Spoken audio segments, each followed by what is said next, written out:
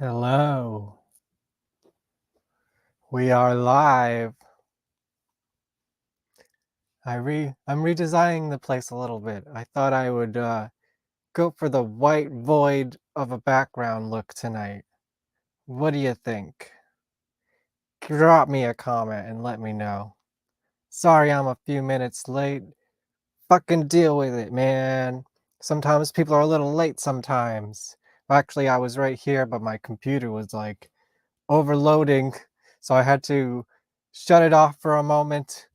I had to exit my little virtual studio, and now my whole show is not prepared. So yeah, that sucks. All that, you like add things to your virtual studio so you're prepared to go off. But tonight, because of that, we're gonna be off the cuff. By the way, while I get my slideshow up. Oh, there we go. Welcome to the VonPod. Tonight, we're going to have a really interesting discussion with the Destruct Principal, who is, well, we're going to find out who they are. They're very interesting to me. I have so many questions. They're a little late. They're a little later than me, but unlike my Phantom show last week, they are coming. They have definitely said that they are coming, just a little late. So I'm going to stall a little bit and talk about my documentary, The Life and Slimes of Dukey. Oh, let me switch the screen so oh, wrong one. There we go. The Life and Slimes of Dukey Fly Swatter and Haunted Garage. Well, I guess this is showing the wrong way to you because I have my camera mirrored, I think, or maybe I didn't today. Either way, DukeyDoc.com if you want to learn more about my crazy documentary about Dukey Fly Swatter and Haunted Garage. The campaign is over for now, so now I just have to get to work. And yeah, actually, they went out in the mail yesterday or the day before. I forget. I don't know what time it is and what day it is anymore. But you will be getting your stickers real soon, so prepare for that. What have I been doing? I have a giant box of tapes right over there that their old drummer from the 80s. He left the band in 1989. Johnny Hell sent me a whole box of tapes. I swear I manifested this box because I was like, this guy's gonna have a box just in my head. And lo and behold, I got maybe like several VHS tapes and a whole box of like, I don't know, 30 or so cassette tapes, pre-production demos, like just crazy stuff that probably nobody in the world cares about except for me.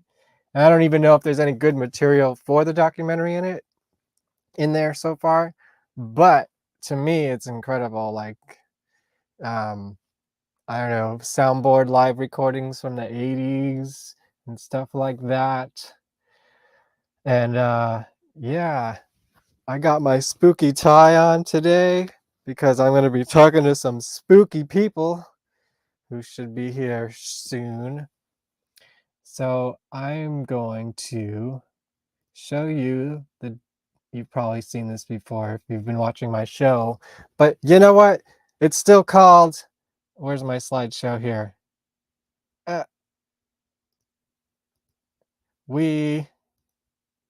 there we go. That's today. You are here. The Destruct Principle. As you can see, we're going to be having some spooky conversations. So I wanted to put on my spooky tie and make sure the blacks I'm wearing are very clear against my very white background, which is a new thing I'm trying out today. Do you like my void of a background? That's right. Anyways, I'm going to show you the trailer for my documentary, The Life and Slimes of Dukey Fly Swatter and Haunted Garage. In case you didn't know, now you know. To be discussion. about the importance of danger, chaos, the possibility of something happening that really wasn't on the schedule. Mr. Dukey Fly Swatter and the Haunted Garage!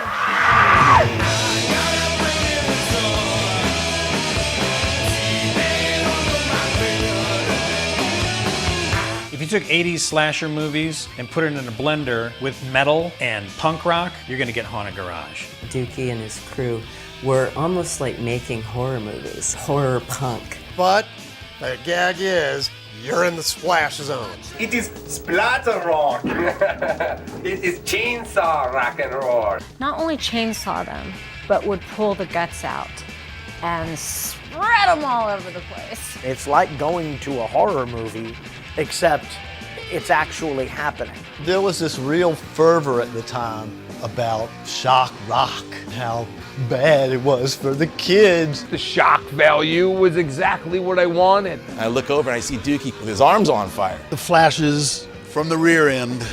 He got brain surgery live on stage. Whenever you find something weird, we'll give a use for it. It's not an act that we put on to go on stage. We were real. There was some shit being exercised right there. That was the raw stuff. You walk out of there feeling like you've maybe left the planet for a little while. Their legacy is they were unique. They did things that weren't being done, and they did things that were outside of people's comfort zones. Dukey was always just ahead of his time on that. But it really rocked hard. I mean, he had really good musicians in the band. We didn't want it to be only this deep. We wanted it to be this deep. It's Haunted Garage. That's the whole point of taking things too far. They just were doing it to have a good time and make you laugh. It was always fucking fun. Actually, we're a lot more stable than I think Bill Cosby.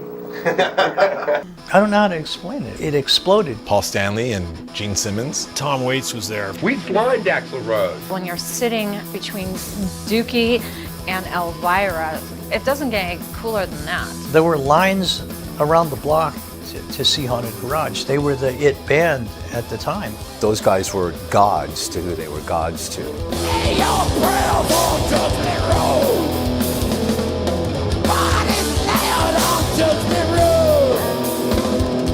He's an icon of the underground exploitational genre. Punk rock god of Hollywood. Bela Lugosi's horrible punk rock grandson. G.G. Allen, but fun. He's like a friendly vampire. He was LA's Peter Lorre. You need somebody in a movie, that's the guy that you want. Roger Ebert said it's the worst movie he's ever seen. Cold Steel, Sharon Stone? Who knew? He had a great writing career. He puts everything he's got into it. He made his whole life his art. I think that the whole world should know about it. Now I'm gonna cry. Slam, slam, slam, slam, slam.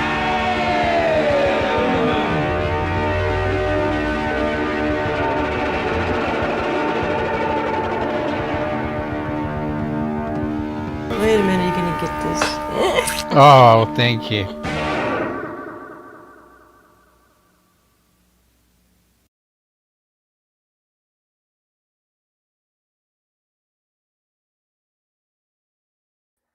Are you sold or what? That's my documentary, The Life and Slimes of Dukey Flyswatter, and that's kind of like the whole impetus of this whole show happening. I wanted to just get more press for myself and talk to interesting people. So my first bunch of guests have a little bit to do with like performance art or like theatrical bands or shock rock. We had a Bill Lindsay from Impaler on a couple weeks ago, which was like a super thrill. He has been doing shock rock since 1983 and never really stopped except for a few years and maybe in between. And they actually played Brooklyn the other week, and I filmed the show with multiple cameras. So be on the lookout for some Impaler from VonPod Studios coming soon. See, I'm already producing cool things because of this show, and it's only what is this, episode 8? Yeah, here we go. And I wanted to show you something else cool about the documentary. Look at this. Artist Chad Shears, who does stuff for like Garbage Pail Kids and stuff, made this artwork of Dukey Flyswatter for me. Well, I mean, he's done art for them before, but hopefully we're gonna make this. I don't know. This looks like cover art to me, or at least like a wow, a really cool sticker or trading card, or you know. Stay tuned. We'll have some cool stuff out for you with the documentary. What else can I tell you about? Oh yeah. Well, since I'm still stalling for time here, let me do some advertisements. Next week, as you just saw in the documentary trailer, Carrot Top from the Radioactive Chicken Heads is going to be here. Next week, yes, the Carrot Top. No, not the comedian, the real Carrot Top. The one with the orange face and the green hair to match my background here. And maybe if you didn't know, I was actually, well, let me put it this way. One day I woke up on a tour bus with the radioactive chicken heads, and I was a chicken head. My body was a chicken head. So I think their evil nemesis, Dr. Cluckenstein, messed with my mind and put my brain in a chicken head for a couple months. And then mysteriously, I woke back up 2.5 months later as myself again, and I have all the memories of this tour with the chicken heads on tour with Green Jelly. Okay, and this I want to address. Yes, says June 16th, but forget that. Maximum Bob couldn't be here a couple weeks ago. Last minute had an emergency, but I guarantee you he will be back, and he has guaranteed some juicy news for us. Hope an exclusive, I imagine. So who knows what's gonna happen? There's been interesting things happening in the camp of Buckethead. You know that I love Buckethead here on this channel, and I just bought my tickets. Buckethead will be returning to New York August 30th and August 31st at Sony Hall with one of his bands, Praxis, the first one I ever heard. It's him and Brain. You might know him from Guns N' Roses or Primus. And Bill Laswell, legendary New York, Brooklyn producer Bill Laswell, who's, I believe he produced the first Whitney Houston song. Also stuff for the Ramones, White Zombie, and just like he has hundreds of albums with crazy people. So maybe, who knows? Maybe we'll get some new Deli Creeps soon. What else do we got here? Yes, tomorrow. Let me start running some ads. Tomorrow, take two. I finally started my Phantom of the Opera show last Friday. Phantom Fridays. Although Fridays are a tough day, so some Phantom Fridays there will be a show, some there will not be. I keep buying tickets to concerts on Fridays. Hey, it's a popular day. But last week we were supposed to have Becky Laugh, the creator of The Phantom of the Opera, a graphic novel, which is in their final days of their Kickstarter campaign, already successfully funded. Of course, I'm very jealous about that, but you know what? She deserves it, and I want a copy of this Gaston Leroux, more accurate to the book version of Phantom of the Opera. It's wonderful. I've read it. I can guarantee you. Check it out. That's going to be tomorrow, same bat time, 9 o'clock. And here's I need to make a theme song, but for now it's just a visual. Here's my little intro.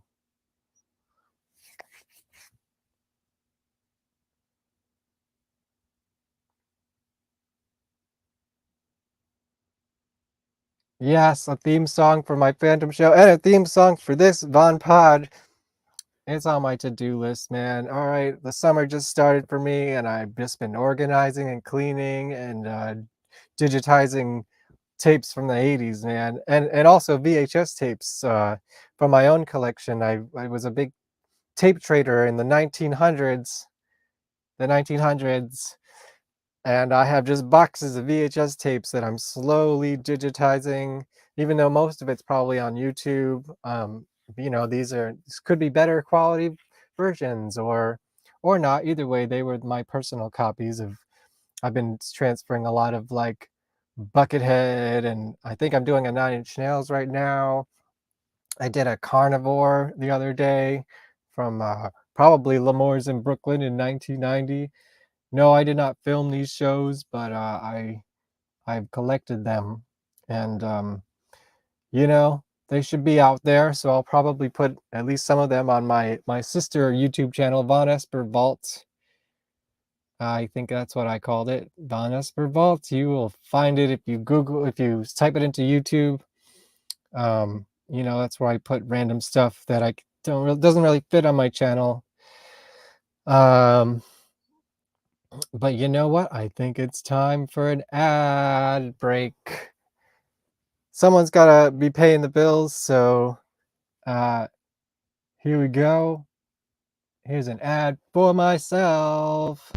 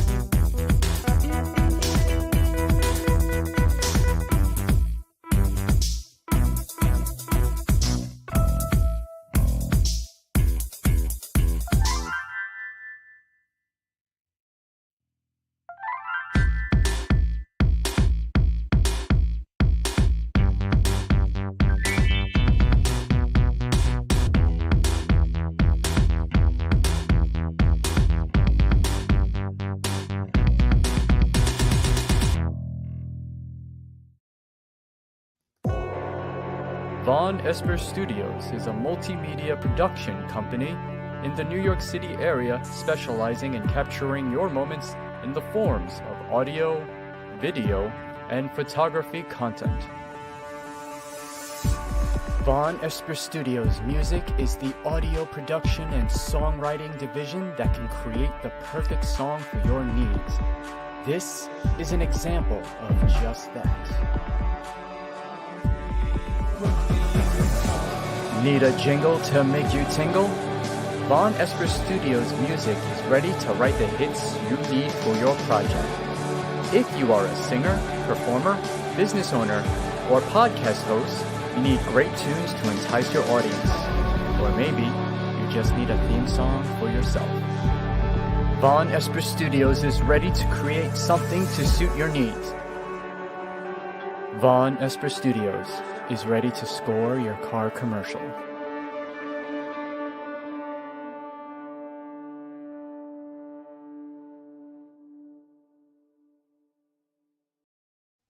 Oh yeah, well, let me get rid of this. Ooh, where's my background? Oh well. Look at my white void. Hey, if you're here, give me a comment. Of course, give me a like, give me a subscribe. Do all the things so that I can grow as a creator. Look at how fucking crazy my hair is, man. See, with this white background, you can see all my crazy long hair now.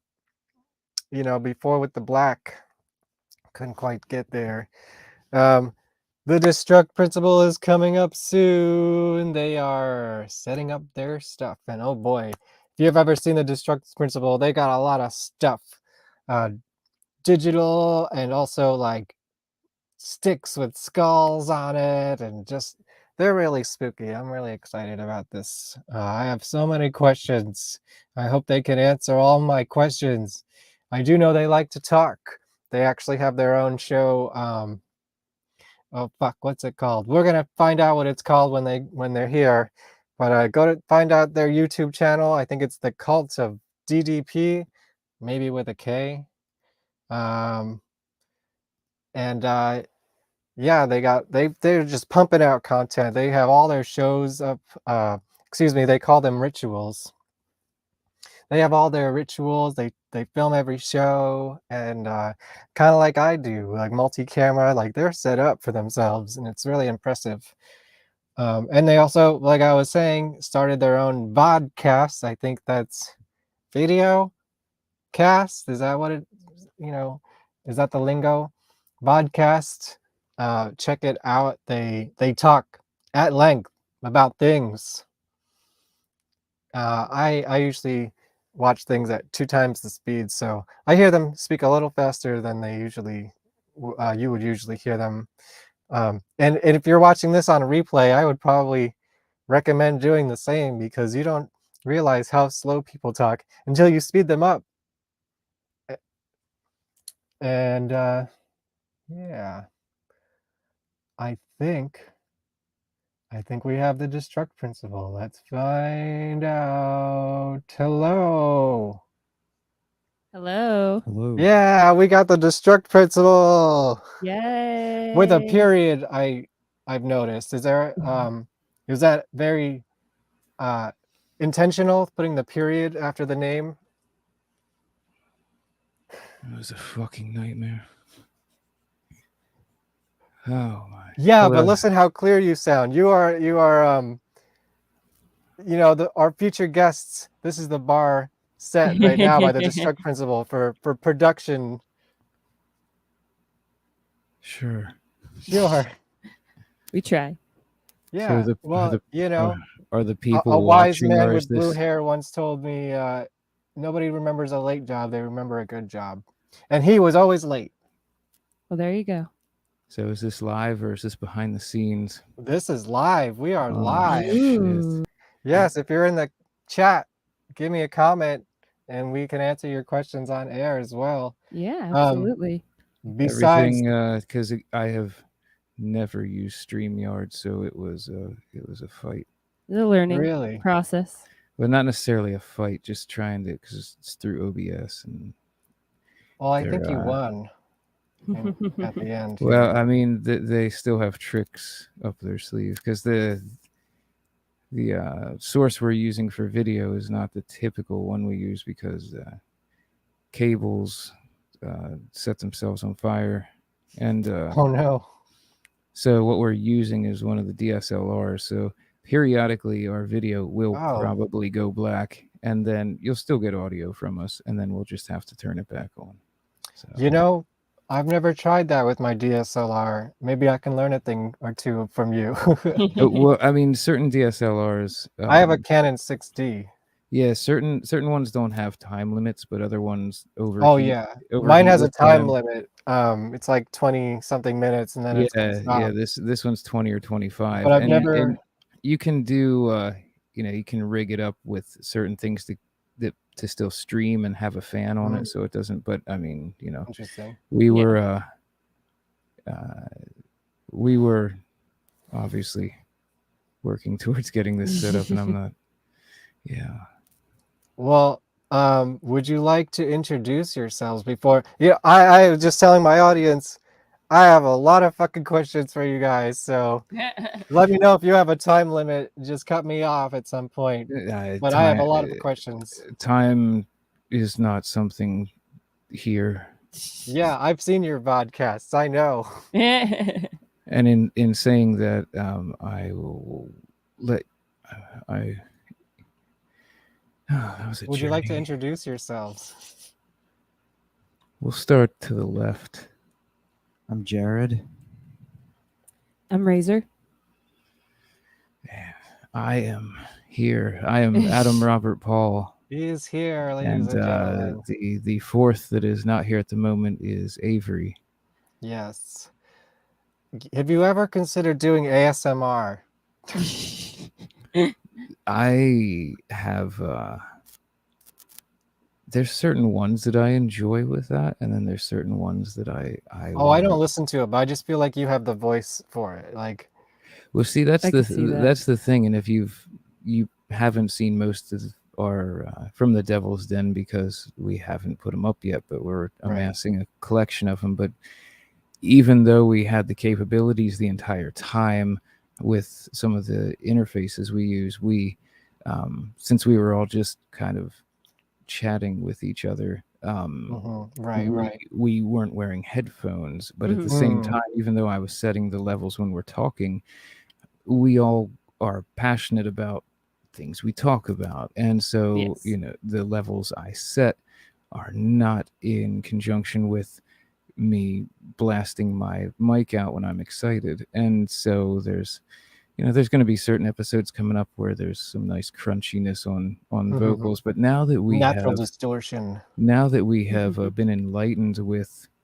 headphones, yes, I can maintain the lower, less energy sound, which is also less grating to people's ears than my kind of mid-tone range. Well, we've made a discovery today on the VonPod. No, we discovered this before that. Oh, okay. But We're gonna find something to discover. we've announced it. Oh, yeah. That's the first time anyone's Made it actually heard it, because all the ones that I talk about that in have not been released yet. There you go. An exclusive. Well, I want to talk about my history with the Destruct Principle, which isn't too much, but of course, well, we'll get into later how we met. But the first time I actually saw you guys, I was working at the Unconvention, which was a very fun time. And I had heard about you guys, and I had met some of you via our friends Abby Death previously. Yes. Again, that goes back to, and I think I said that on my you did. little update where I was like, do I meet everyone through Val? Pretty much. I mean, you, Kevin. Yeah. Oh, really? You guys met through Val as well? Mm-hmm. How did that work? Previous group that was it that show, or was it the Depot show first? Well, the Depot show was when I met you in person, but that was the one you were talking about having the Luzon. Oh, so there was a few different times, and my mind doesn't keep dates, and so I just make up new ones. But it was either a show that the Destruct Principle was doing with Abby Death, that Razor was like, well, I don't like that one band, but I'll come see Abby Death. And so I met her, and she and Val were chatting about their time on Gotham and their. Oh, you were on Gotham too? Yeah, that's where I met Val. Gotcha. Also, I've seen that. And our previous guest last week was there too. Nice. Cut Like This. Oh yeah. We're good friends with all them as well. Yeah, I met them for the first time when they were a different band, and it was over 10 years ago. Oh yes. The other group that Razor and I do, where was that we just had the show with Cut Like This? Was it DC? The last one we had was in DC. At Public Option Brewery. Well, they were also at the Unconvention. Yes, they were. Yeah. Before we continue, can you hear us well? Like, do you need anything different? Yeah. Okay, no, it sounds good to me. Let me hear Jared for a minute. Hello, check. Yeah, I can hear everything fine. Good, because I have them. You can't really see, but I have my headphone in too. Nice. I just making sure, because I have them submixed, so I want to make sure. Is everything level out? Because I can't hear myself. So if anyone's in the chat tells us if there's any levels we should level out, I know. Look, I know we have Abby Death here. So. People in the chat are probably like, what is this? Well, that's what I want them to ask. What is this? Oh, so and that's what I'm going to ask you soon. So you said Abby Death has joined us? Yeah, I saw it pop up. I saw a thing. We were just talking about you. Their ears were burning. But yeah, so it was either at the Depot that it was the Destruct Principle and Abby Death, and Razor popped up there, and she and Val were chatting about Gotham and their sing-along ghost songs. Yes. Nice. And then I kept bothering Razor to jump on some shows that either the Destruct Principle or the prior band Kamikaze Cupcakes was doing. And yeah, you did like a whole little tour with them. Yeah, and they were close together. There was it was the Death and it was the Death and Cupcakes tour, which was really, really cool. It was fun. And then shortly after that, the Destruct Principle went out for a few weeks with Dead Animal Assembly Plant, and that they're fantastic people. But the tour itself pretty much presented every possible unpleasant scenario. Oh no! The very first show we had to not do because I had what did I have, Jared?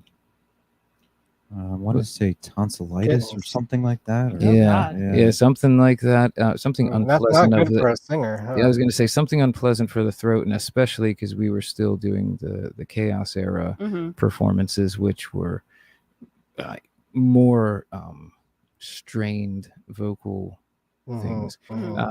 And so yeah, we'll talk about that later too. Saw the doctor, and they were like, so I was like, could I still do the show tonight? They're like, no, you need 24 hours. So I'm like, I wouldn't recommend you do shows for the next few days, but you can be around people in 24 hours. So yeah, probably in 12 hours, I was around the rest of the Struck Principle, and I was like, deal with it. And we started our journey, I think it was to Pittsburgh, and a tire on the trailer blew. Oh. And then we visited two. Well, first we waited for a good hour on the side of the highway, and AAA came out and gave us a tiny tire and said, like, get to a place to fix this ASAP. So we found two different places that were like, yeah, we can do that. And then the one was like, no, we can't. It's too close to closing. And then the other one, I forget. And then we found a Sam's Club, and we basically pleaded with them, like, please do this as quick as you can. And they did, and we got changed inside our trailer. And then, we made it to the show. I still felt completely horrible. And then the venue, when we got there, I remember the door guardian was like, is there a show tonight? They're like, there's they're like, there's a comedy sketch going on now, and they were like, there's a show after. We're like, well, this is great. Ended up actually a good crowd came out. I think Only Flesh opened, and then Destruct Principle, and then Dead Animal Assembly Plant. It was really good. I felt like garbage, but once it's time to start performing, yeah, you get that extra adrenaline. I've been there. You kind of channel that, and then afterwards you want to die. Yes. Yeah, I did a 2.5-month tour once with Green Jelly, and yeah, we'll talk about them later too. I know you played with them. And then some days you're just like, fuck no, and then you just got to do it anyways. So after that, we're only in the middle of this fun escapade. Show ends, probably loading out around like 2-3 in the morning, and we're all very much looking forward to. And you were not in this yet, so Razor did not get to experience this. I did not. But so we pull into the hotel we have, and again, because the tire blew earlier, we did not check in earlier. And so I go in and I say, hey, here's my reservation through hotels. And the girl at the counter, aside from being extremely annoyed, I interrupted her reading time, was like, well, you didn't check in. So we gave that away. No, really. I think you got 23 seconds left on your video. Oh, cool. Yeah. Well, you'll still hear us. Gotcha. But yeah, basically, we did not have a room, and we got to drive many hours still. So, yeah, fun. 3, 2, 1. Let's see what happens. We're gonna disappear, but you can still hear us. But you can still hear them. Yeah, because we're spooky. So what you're gonna see is you're gonna see the menu of the camera pop up in a minute. Ooh, this is interesting. Yeah. Well, let's when I was at the Unconvention, and I had heard of you, but I had met some of you, but I had never seen you, and I kind of wanted to go in blind because I like to be pleasantly surprised, and I knew I was going to be seeing you.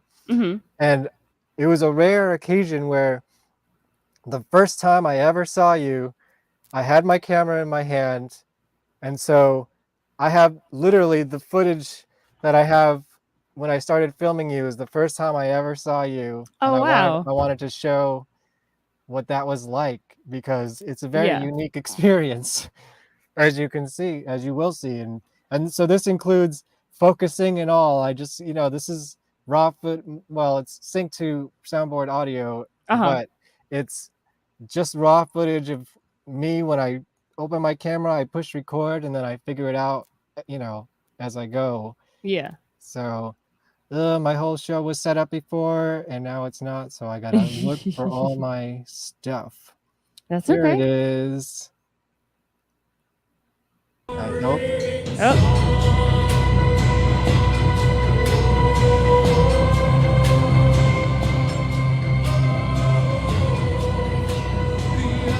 Not your typical band, huh?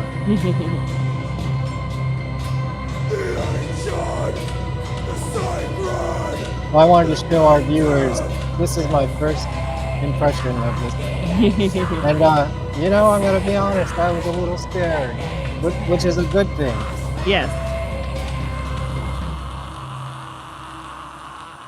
Because we all know here, well, if you've been following me at all, like, we love our shock rock. I love my bands with a good image, bands with a good concept, or all of the above. Yes, absolutely. And fire. If there's fire, even better, right? Gotta love fire. Absolutely. So but while the go ahead. visual and performance aspect is a very important part of the whole experience. So yeah, well, very clearly, and very unique. I've never seen another band like you, and I've seen probably hundreds of bands. Well, that's fantastic to hear. Yeah. I guess while we're watching this, tell me what is the destruct principle, and interpret that any way you wish.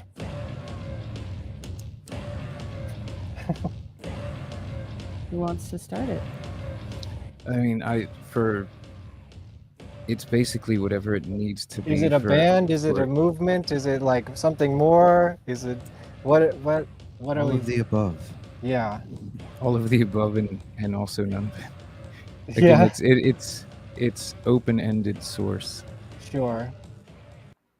Because go for ahead.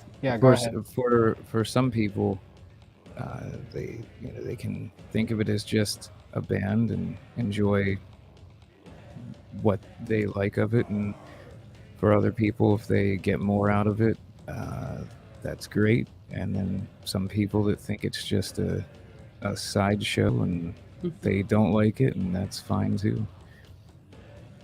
But do you have is there a TDP mission statement or a mythos or anything? It's very visual, and there's symbols and everything involved. Like, what's the message here? I think if you try to push a message on people, that's not our responsibility. At least for me, I don't have. And again, and people change over time, hopefully. I've been saying this often in different podcasts we've done, but hopefully people grow and move forward and evolve. And I think as you do that, you realize what you focus on, the more you focus internally and on yourself and the space around you, the energy around you, and people, is basically what it comes down to.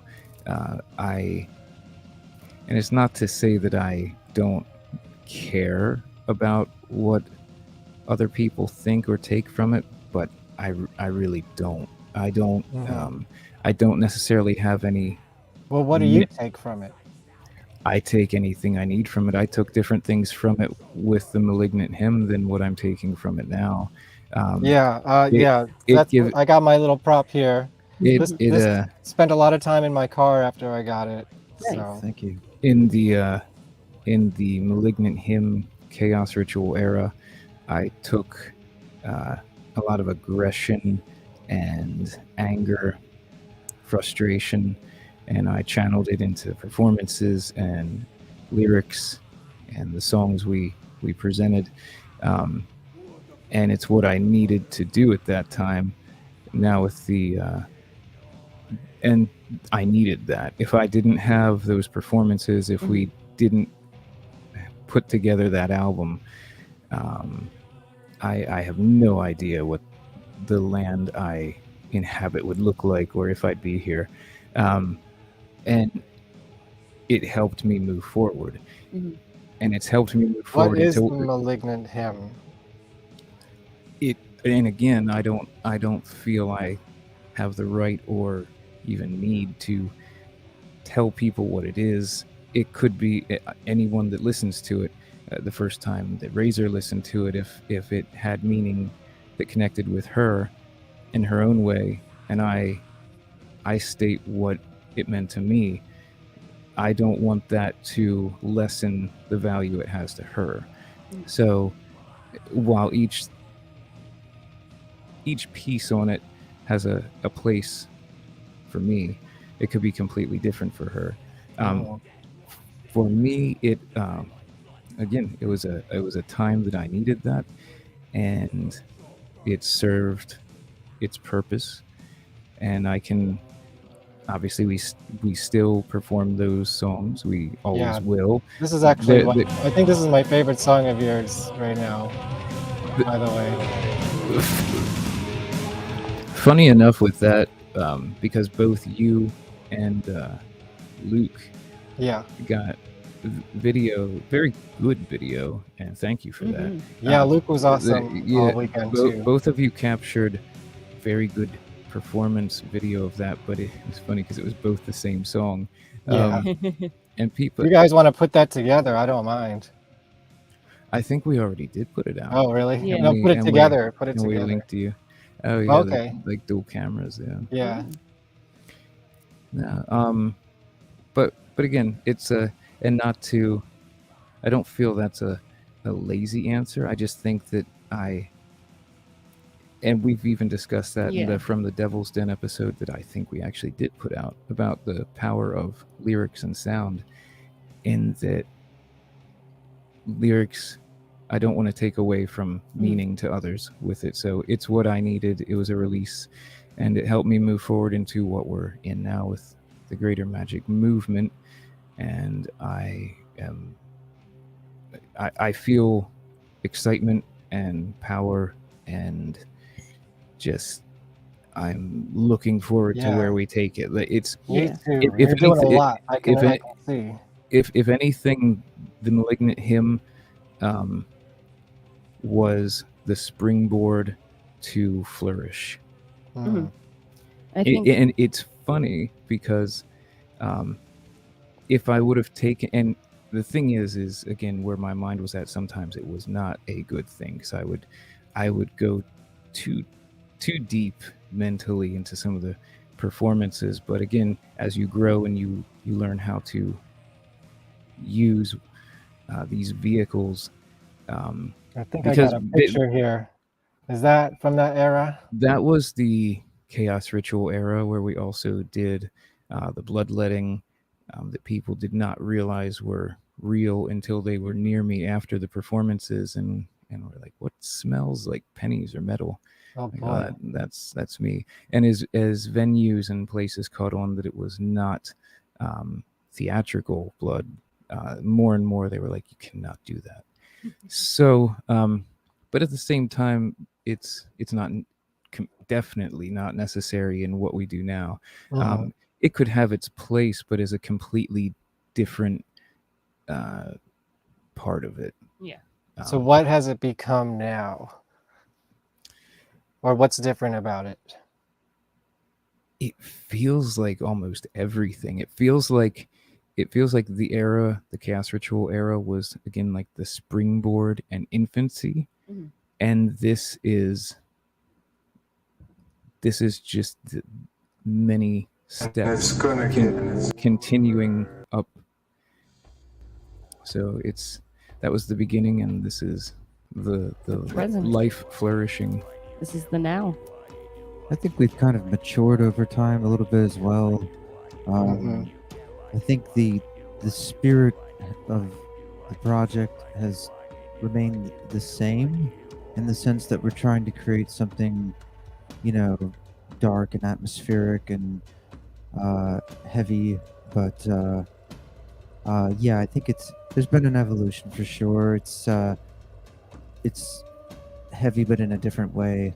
Yeah, it's more vibe heavy, I'd say. Right, and not as much, guitar And you can heavy. feel it when you're there. Like, I Right. mean, And the videos are cool, but like, I agree when you're there.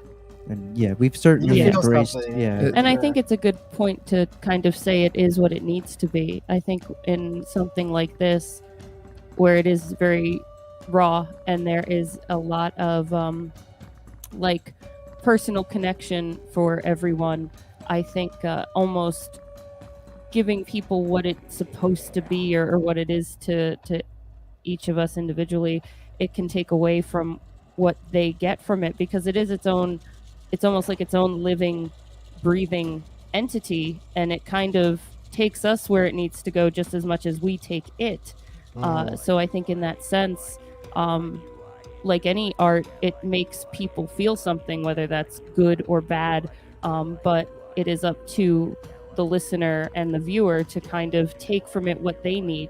And I think that's what makes something like this so powerful.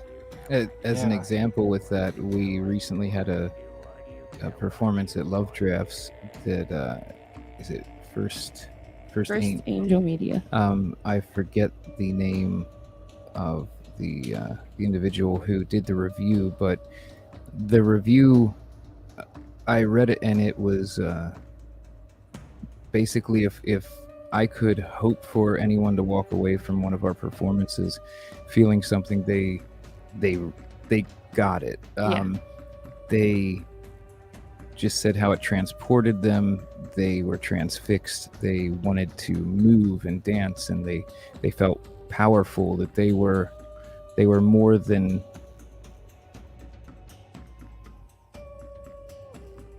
and I thought that was fantastic. I thought that was fantastic. Yes. But at the same time, if someone is standing directly beside them and just says, that was a cool show, that's fine too. And I don't, so again, that's why I think putting any specifics, it could devalue the meaning to someone else. we obviously try to transcend what a typical quote-unquote band does. We call our live performances rituals. Yeah, I was going to ask about that. So for a reason, and we, consider them to be an experience, not your typical rock show. We like to refer to it as a self-transformative psychodrama, which means we obviously put ourselves in a theatrical headspace and present that live through music. Obviously there's songs, there's structures. It's it is a band in that sense, but it's also But it's so much more than a band. We quite honestly I don't think we really like the term band, really, if I'm being honest. Sure. Yeah, it's because it doesn't encompass all of what you do. No, exactly. There's a lot of preconceived notions when you think of just that word. Yeah. A band. Oh, you're a band. We try to be a little more than that. Typically, we refer to it as a performance troupe or performance ensemble. Yeah. Because again, you think band, you think guitar, bass, drums, vocalist, keyboards, which is fine. And which it used to be. We did that in the early stages. And for that first album, that came across well.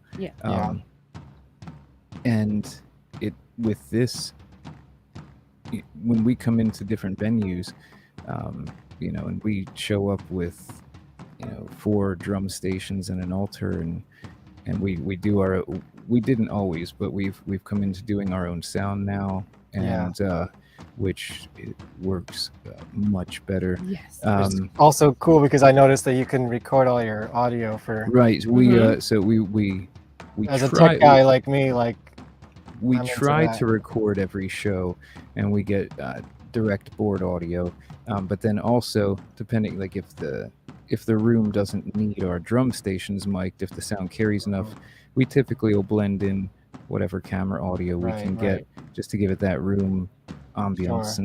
and hear the drum stations. But yes, and we try to put content out very often. And you do.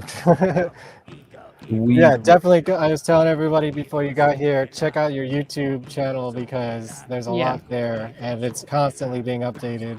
when I was trying to keep up with all the vlogs, and I know that you're only the tip of the iceberg of what's coming. when I half jokingly say that we don't really sleep, Yeah. obviously there is a point where You have you to. exhaust yourself, but it's more a few hour naps Here and there between days. I feel that. and then there's the one day where you just have to. But Are you speaking a different language here? What's happening? that is we've actually had some audience members come up to us and know what that is, so people can look that up. Oh. It's always fun. It's more fun to make things interesting. Yeah. Yeah. I mean, you have to remember when albums would come out and there would, I mean, people still talk about things that they're finding in cover art and lyrics, and I mean, go back to the whole back mask bit. I mean, things, Yeah. it makes things special. So Yeah. if I just go and say, I oh, did put some tracks from your album, reverse it and try to figure out what you guys were saying, but so if I couldn't just, really get anything out of it. But I tried. No backward messages. I don't think. oh, No, but here's there are some backward stuff on here. I don't know if it's really anything audible, Right. you know. that you And can- I know you said earlier that you saw when the camera's down to like a minute, since our little setup here is kind of far away. If you're like, hey, you're like Yeah, a minute if I see it away, pop up, I I'll think let you I know. think I can just hit a button Yeah. and it'll stop it, Oh, which will great. be nicer. Well, I have a very important question. Because I'm a little thirsty. I don't know what you're drinking, but I know that at least you, Adam, are a big fan of Bang energy drinks, right? I'm still a fan of them, but I can't really drink them anymore. really? My body has seemed to turn against me with caffeine, in that Oh no. I used to be able to live off energy drinks and Yeah. things like that, and now if I don't drink like a gallon of water with them, it doesn't go well. Hydrate, It everyone. doesn't go well. It's a bad time. Yeah, because they call me Mr. Liner Notes. Nobody actually calls me that. I call myself that sometimes. But I read your liner notes. I know you like your Bang. You liked your Bang energy drink, so I actually bought a few. I wanted to Oh, try wonderful. see if you have a recommendation of which one I No, should I open. still enjoy them. I can't have them much. I got That cotton candy, rainbow unicorn, and Star Blast. Which one would you recommend? In order of what I would drink, it would go cotton candy, Star Blast, and rainbow unicorn. All right. Well, I'm only gonna drink one of them tonight, so cotton candy it is. Go for that cotton candy. As far as other energy drinks, the new C4 Starburst are good, and also I actually bought one of those too with this. I thought it was another Bang because it was next to it, but it wasn't. I actually found a new one that I really been enjoying.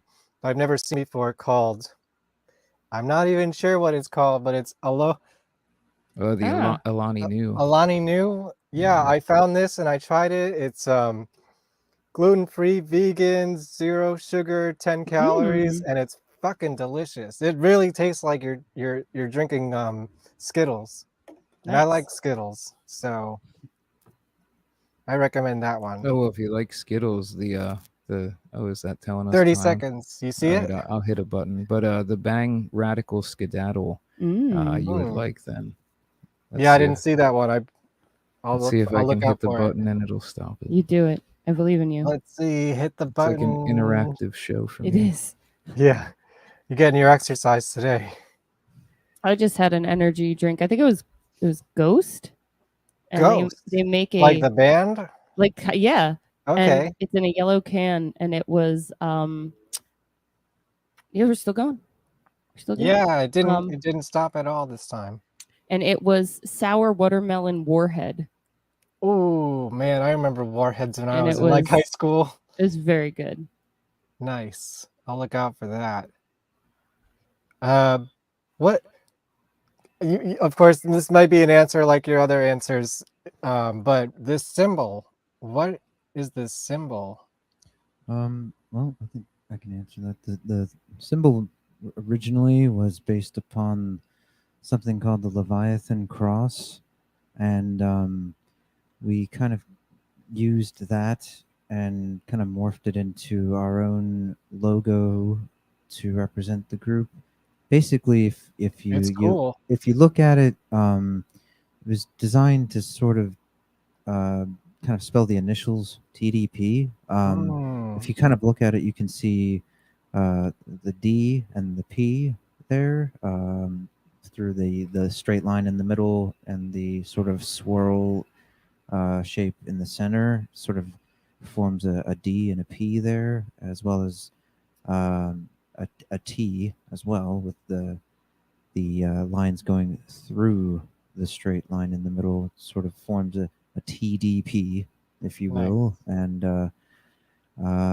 yeah, that's why we chose that from its based, primarily on its original meaning, morphing it into something that we could use for ourselves. And it works upside down as well as right side up. So Sure does. The another thing that is unique and interesting is, again, as we kind of grow and change, different things, even just with the logo and the design on it, as Jared said, initial concepts based off the Leviathan cross, and then we just thought as a fun little extra, like, oh, if we shift the sides a bit, you can even be like, there's the initials at the same time as well. You have the as above so below, and at the same time with both the upper and lower parts, basically keeping each other in bounds and keeping the weight on each other. Also, you can take from it that you cannot have one without the other. You can't have always light, you can't have always dark. There's never always positive, never always negative. And if you had that, then it would mean less. So just things that kind of come to mind, and more so as we go into different areas of creation, and you kind of build concepts around things, and that might have been there the whole time, but you didn't notice. So it's interesting to see how even the things that you are involved in take on new meaning and purpose based on where your mind is. And so that's just something also I thought was unique to the time that we are in. And really, that's about it. There you go. Yeah, and maybe this comes from the same origin, but it gives me like psychic TV vibes. Sure, I could see that with the cross, the cross sections in the center of the lines going through it. Yeah, which is a good That's thing. Yeah. Oh, definitely. I'm a fan. And Genesis George was a very inspirational, interesting figure for sure. Yeah, I saw them speak when I was in college. They did a lecture in my college, and I went to it. I didn't really know much about all of that, and it was just like very fascinating. Yeah, I was lucky enough to see Psychic TV in Yeah, I missed all those shows. in Philadelphia years ago, and I actually met Jen Nice. after the show, which was very cool. And, Awesome. Yeah, R.I.P. good stuff. Yes, yes, indeed. Another aspect of just things that aren't necessarily meant to have specifics, but in a way it also does, in both with our name and designs. With the first album, things were very bold as far as text font, things like that. Exactly, like the name was just a very bold, blunt, and the logo was also obviously like thick, bold. Hence the period on the end, like you were asking Yeah. earlier. Yeah. Right. And as you've seen with the updated logo, we still use both. It's not like we don't. But then even so, with the more bold text for the name, that's shifted a bit to a different style. But we also have brought in a lot of our actual handwriting. Some of the merchandise designs that have different things on them are our actual writing that then we've brought into different design programs and done. The new logo was etched out on paper and brought in. So Nice.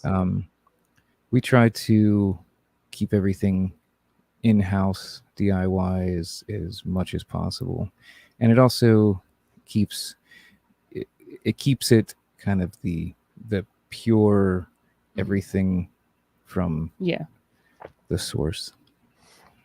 Draco Shadow Angel says the new logo is sick. Thank you. Yeah, and I want to note while showing a little bit of this. Some of these photos you sent me, some of them I had picked out. But oh my God, like your imagery is, you definitely take a lot of time and care into this, and I respect that. And it's definitely spooky. And that's what you're going for, right? Thank you. We all appreciate every aspect, and we put as much time, thought, and energy into every aspect. Yeah. Do you make all of these clothes and props that you have? Can you tell me a little bit about that? More or less. Yeah, pretty much. Yeah. So in the first era, we did have a number of microphone adornments and different things that Lauren Ray had made. She's the owner and creator of the Dark Parlor. Right. And, yeah, I want to talk about that later too. And then as we've moved forward, this era, different outfits I wear, but the one that was the primary one for some time, that had the horns and the large hood, the vest, the skirt, that was all made by Avery. Razor, I believe, and you can answer since you're right here, I believe basically everything she wears, from jewelry to clothing, is either made by or highly modified by her. Jared, his outfits are pieced together by him. So I'm not much of a seamstress, but they make things for me. Yeah, certain things have been purchased but modified. Sure. A lot of the sort of headdresses I wear are things that I've made just from scratch, just not really knowing what I'm doing, just kind of through trial and error, and just trying to create something I think looks good and would fit what we're going for. And so yeah, the headpieces I wear and things like that are definitely homemade. Even down to the staff and skull that I want to talk about your staff, because I know you have this giant staff thing with some skulls and crazy stuff. I don't know how you fit that in a car. Very carefully. Yeah. But I loved it. I love that stuff. Like you just have like crazy designs over all your stuff. Like it looks like you're in the middle of the woods, even when you're in the middle of a venue. Exactly what we're going for. That is like goal. This right here. Like look at all these little, it looks like a death metal band logo on your microphone here. Well, when I look up at night into the trees, it's kind of like what I see in the fall. Our goal, and I feel we achieve that at 99% of performances. And the only reason we wouldn't is if just our area we're in is too decorated otherwise. But I feel no matter where we might be performing in, however much we can set up our area, once once we start and once people watch it, we've had so many just say like, what I just saw, I never would have thought like this was in this bar or club or anything like that, because we bring our area and atmosphere to wherever we go as much as we can. Obviously, space limitations That and was the things like first thing that. I noticed when I went to Unconvention. You had like the whole side of the room with just all your stuff. I was like, whoa, that's a lot of stuff. And same with our merch. We literally say Yeah, you we got a ton of basically merch. bring a merch store. Yes. We have 2 6-foot tables, an additional 4-foot if it can fit. We have all the racks behind it.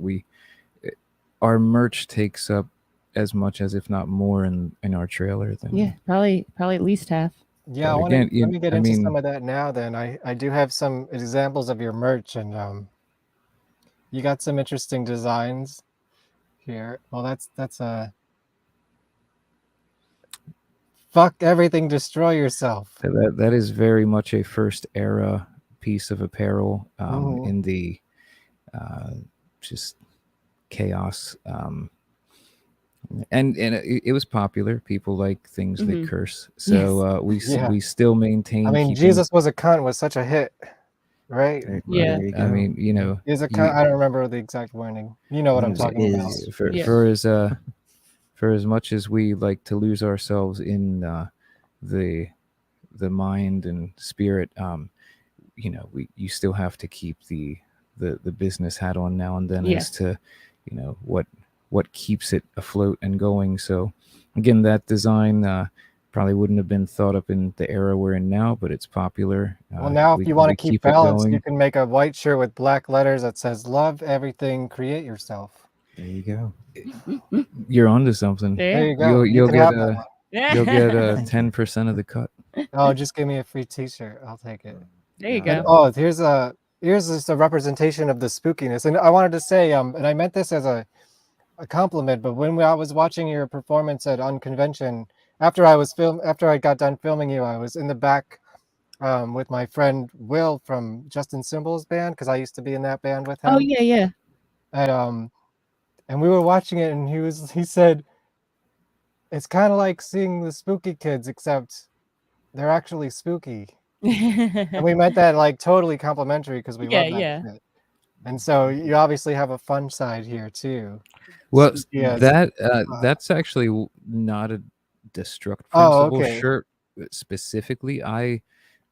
It is in your merch store. Aside from and it's also at all the Mary Lou's shows as well. It's kind of a hybrid in that. That's more of that got a vibe on the Mary Lou's. There's different designs that I make in general for my Siberia productions. So there's that spooky one. There's a David Lynch one. There's a new one coming out. Yes. I saw the David Lynch one. Yeah. So and because I mean, why not reach as many as you can? I drag them along and toss them up as well, and they've been popular. But that's that would not be obviously a specific to the Destruct Principle one, but we all have it would be absolutely boring if you only had one side. So of course we all and it's just not represented necessarily in this. But again, I mean, we've had many people come up and talk to us after performances, and I'm not really sure why, but they're surprised that we're so approachable, or that we chat back. Yeah, no, I mean, you're definitely very shocking to see. So I could see. I mean, I met you luckily before I saw the Destruct Principle, and you're in your whole getup, and you do look scary as fuck. So I get it. But I have this theory that like the more scary sort of a band looks, probably the nicer they are in person, because there's something behind all of that creation, that's like they're actually very balanced and nice people, like or like total nerds. Like for example, like I love bands like Guar, of course, is one of my favorite bands, and they, especially when they first came out in the 80s, like that was very shocking. Nobody had seen anything like that before. They're like cutting people's heads off on stage, but Yeah, in the bus, they're playing tabletop games, you know, like with little miniature figures. Because like that's the kind of the world that they live in. Right. No, and we all, I basically would say, are kind of that way. I mean, we all Yeah. have the show we present is the show that works with what we create. But Yeah. the space that I'm in mentally when we're up there on stage and in the middle of any of the rituals, obviously that is a specific feel and time that I get from that. I'm not going to come down at the merch and be Yeah, exactly. in a different realm. And no, so but it's always funny when they're like, you're a lot nicer than I thought. Well, that's good. I'm sorry you thought I was going to be a piece of shit. But, yeah. Tell me about this. What does this mean? Basically, I think it means that it was obviously inspired by the whole left-hand path philosophy, which you could interpret in several ways. Certainly, roots in Satanism and LaVey, but really, I think when you say you take the left-hand path, it just means that you're kind of really taking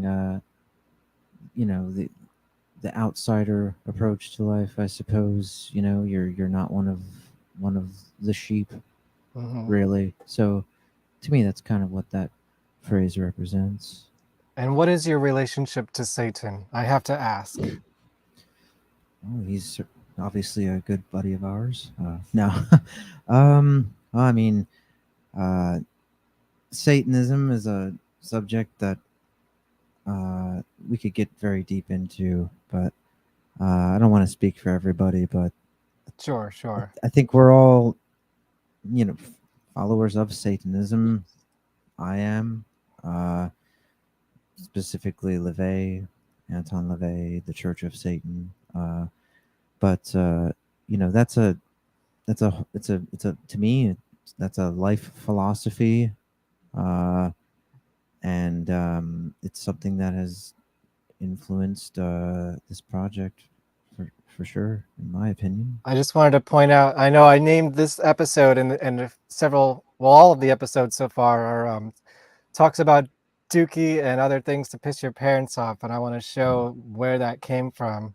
There was actually a demo this band put out called Songs About Satan and Other Stuff to Piss Your Parents Off. Because even if you're a shock rock band and you're, not a Satanist or whatever, people are still going to accuse you of it anyways. So play it up. You know what I mean? Sure, certainly that goes all the way back to bands like Black Sabbath and Venom, and yeah.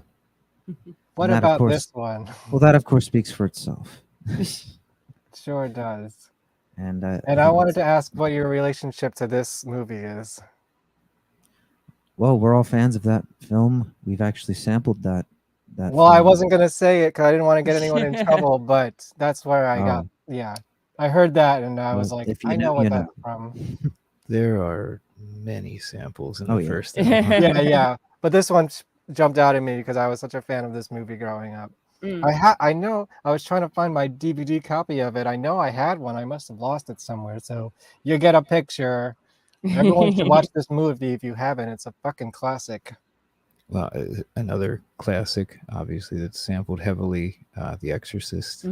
So have a 2-night combo of The Exorcist and Stigmata. There you go. Throw in Rosemary's Baby. We've sampled that as well. Nice. Great movie. Of course. I do have that one, but it's over there in the other room, and I'm all hooked up to microphones. Good. All right, 25 seconds for you guys. Thank you for letting me know. Well, this is a good maybe this is a good segue into actually the first time I ever heard any of you was because of this. Oh yes. And of course I do all of Abby Jet's music videos and stuff like that. So they actually asked me to do like a lyric video for this, and that was the first time I heard your very thing cool. that I knew of. I probably heard some of your old bands not knowing it was you. But I know this isn't quite DDP related. That's okay. But I wanted to show a little bit of this. Nope, that's not it. But I actually filmed. Oh, was this this Stimulate? performance system. Yeah, you were there. I Yes, remember. I was there. And so this was actually the first time I seen Adam on stage. Oh, okay. Yeah, And over the so, years. yeah, we already talked about Abby Death, but Yeah, over the years we've developed a really good friendship and relationship with them, and they approached Adam to do guest vocals on that song, in that recording, obviously, and it turned out really great. Yeah. And from that, you know, just having played so many shows with them, it just became natural to say, "Hey, would you want to come up on stage and perform the Yeah. song?" And he did, and yeah, I think, you know, any opportunity we get to do, or Adam gets to do that with them, Yes. we're gonna do that. And we have something on the website as well too, talking about like collaborating with TDP. We are pretty much open to collaborating. We enjoy the experience, and you know, working with other people, other artists, other groups. It's something we definitely really enjoy doing. So again, well, I might have some stuff for you. Yeah. If you're, on the if you're website, I believe inviting there's me, even a tab for that. Sure. Okay. Yeah. I'll take a No. look at it. If you want to collaborate, message I got TDP. 3 Check albums. out the website. I started 3 albums during the pandemic. Well, There you I go. started a number of music endeavors over the pandemic that ended up being 3 albums that are going to be coming out soon. Very nice. And Well, so yes, some of hit them, us up. some of them have some space in it that Very could be nice. filled. And I just wanted to show, where is it? In the middle of this song. This is where I give you candy. Yeah, you gave me some candy. You look like you wanted some. I always want some candy. What's your relationship to candy? I know there's a little bit of theme in some of the artwork. Maybe more for the other band, but I was gonna say I don't think you'll necessarily find too much candy references in no. at least I think typical that's more of a candy. Mary Lou's thing, but see, look, you're giving me candy right there. That's funny. What did I end up giving you? Was it a I lollipop? don't remember. You didn't keep it. I think I took it home with me, but Save then it it was probably all forever. gross from my bag or That's whatever. okay. It's a souvenir. Exactly. This was great. That was a fun night. Yeah. It was a I long- don't like this venue very much. Well, the first band, I think this was the show with Cut Like This, right? Yes, Cut Like This Yeah. played.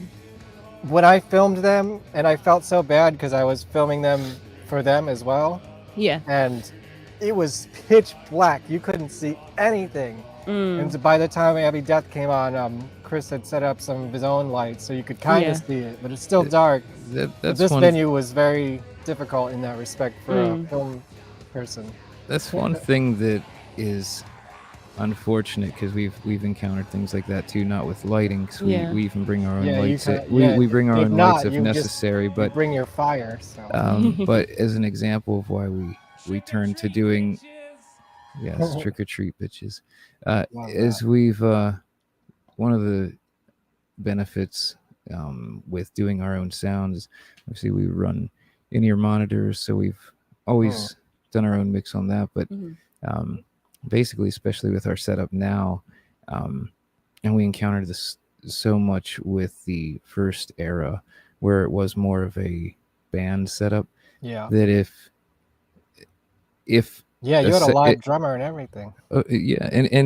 And the thing is like we didn't want to lose the energy of live drums, and that's why we brought in the drum stations. Percussion is very important to live experience. Completely, it's the movement of air, it's the movement of energy, and obviously we use backing tracks. We have in every group we've done. It's a necessary. To me, we have such a wide variety of sounds, and just to be honest, I wouldn't trust, just because of the scope of it, someone running a keyboard, syncing off loops and things with all the different things we do, and just getting the mix on it right. And you can't afford that amount of time for even the setup at a lot of the shows we do. Yeah, So, sure. but the benefits of running our own sound now is the issues we encountered again, especially with the first era. We had a live drummer. Jared was on guitar primarily. Yeah. And no matter how much you push to the sound tech, if they're used to working with your regular rock bands, things like that, I can repeat it 10 times and be like, please bring the tracks up, like cut the highs out of the guitar, let the tracks sit where they need to, and the guitar is kind of the foundation, the root. And we'd watch footage back and you could barely hear them. It was not the presentation. I watched so many earlier performances and some that are on YouTube, and that's funny too. You can jump on YouTube and see the progression of our performances. I went down the rabbit hole this week.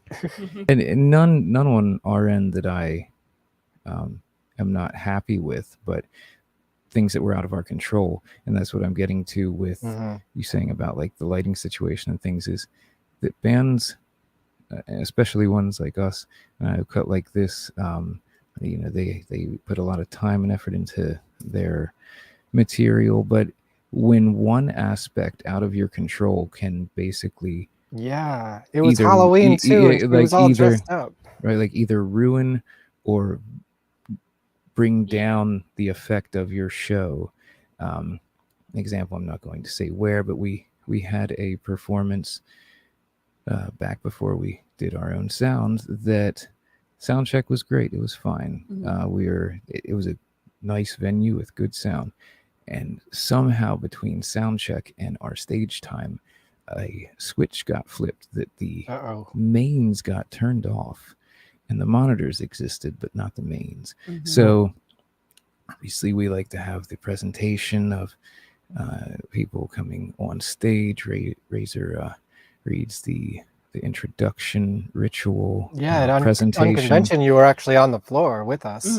And the thing is with that is I like to think we try to be as professional and easy as possible, because especially people like us walk into a venue, you don't know what you're walking into. A lot of times people will look at us, the venue staff, the stage techs, and I expect it, so I don't take it anyway. But a lot of times, they'll look at us and kind of be like, "What am I in for?" Are they going to know what they're doing? Are they going to be an issue? And that comes with the territory. It comes with history and people that have been shitty to them, most likely. So we try to be as accommodating and easy to work with as possible, because everyone's giving their time to making that night something. So we appreciate that. We appreciate any place that lets us bring our performance anywhere. So this performance in particular, sound check was fantastic. The set starts. I'm hearing it from the monitors. I'm off stage. I obviously come up last, and I'm like, this sounds very thin. There's a lot of low end here, and where is it?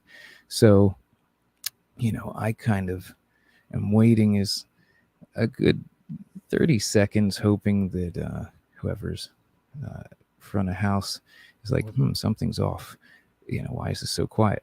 Never happened. So I'm like, well, I am going to have to walk out in my entire getup, and that kind of takes away from the intro.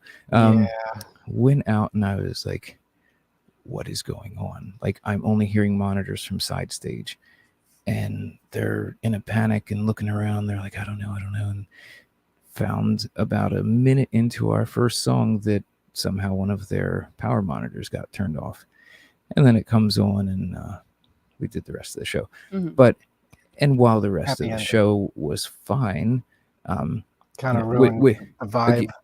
Again, and not to try to make it sound any sort of way, but this literally is like what we do. Like all of our time goes into this, and just the creations we do.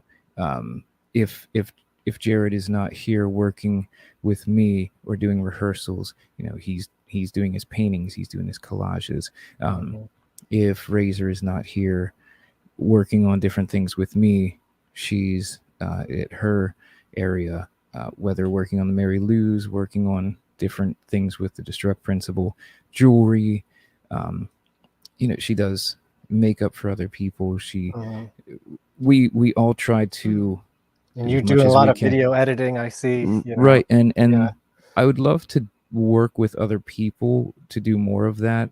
People have approached me for doing photo shoots for them and things like that. And it's difficult because as much as I would enjoy doing that, and I have sometimes, but my mind puts up that is time that's taken away from this. And I know that if you kind of take a step back, you can see it as being like you're getting a little like crazy about this, but at the same time, you at the same time you have to be. It's that kind of saying. It's that kind of saying like where people will say something to the extent of, you give yourself some time to rest and things like that. And yes, because there's a point that your mind hits where creatively you're exhausted. Yeah. And that's sort of when then I jump into video editing or things that I don't have to kind of expand that part of my brain. I can just be like video edits. It's like autopilot. And Me like too. I'm like on like, autopilot on right. I can be mentally dead. Yeah. And still work on video and color correction and things like that. But it goes to just certain types, and this is fine, it's just not for them, like don't understand that to reach what you want to get, it has to be more than normal. Yes. Like great, you're willing to put in a few hours here and there on songwriting or editing photos or this and that, but that's all the more you're going to get out of it. If I'm doing more and as much as I can, then in essence, you're going to achieve that quicker. You're going to get more back. And I'll use Jared as an example, just to bring him up because he loves it. He has been. I can see. I love you, Jared. He and I have been on this ride for many years, and I do not know. I can't imagine him not being in my life. So I do. Aww. He literally is a creative brother to me. And that's how I say, family is not built in blood. Back to my point. I'm sorry. You'll find that I trail off. So it happens. It happens. You should see some of the outtakes or behind the scenes of our podcast. That I bet Razor and I. This was going to actually be one. We went for over 5 hours just chatting, and then we found that the memory card had not formatted correctly and only recorded like 2 minutes. Yeah. And we debated using the camera audio, but it was like 10 feet away. So we just kind of cried. And so anyways, back to Jared as an example. He has been it's like what?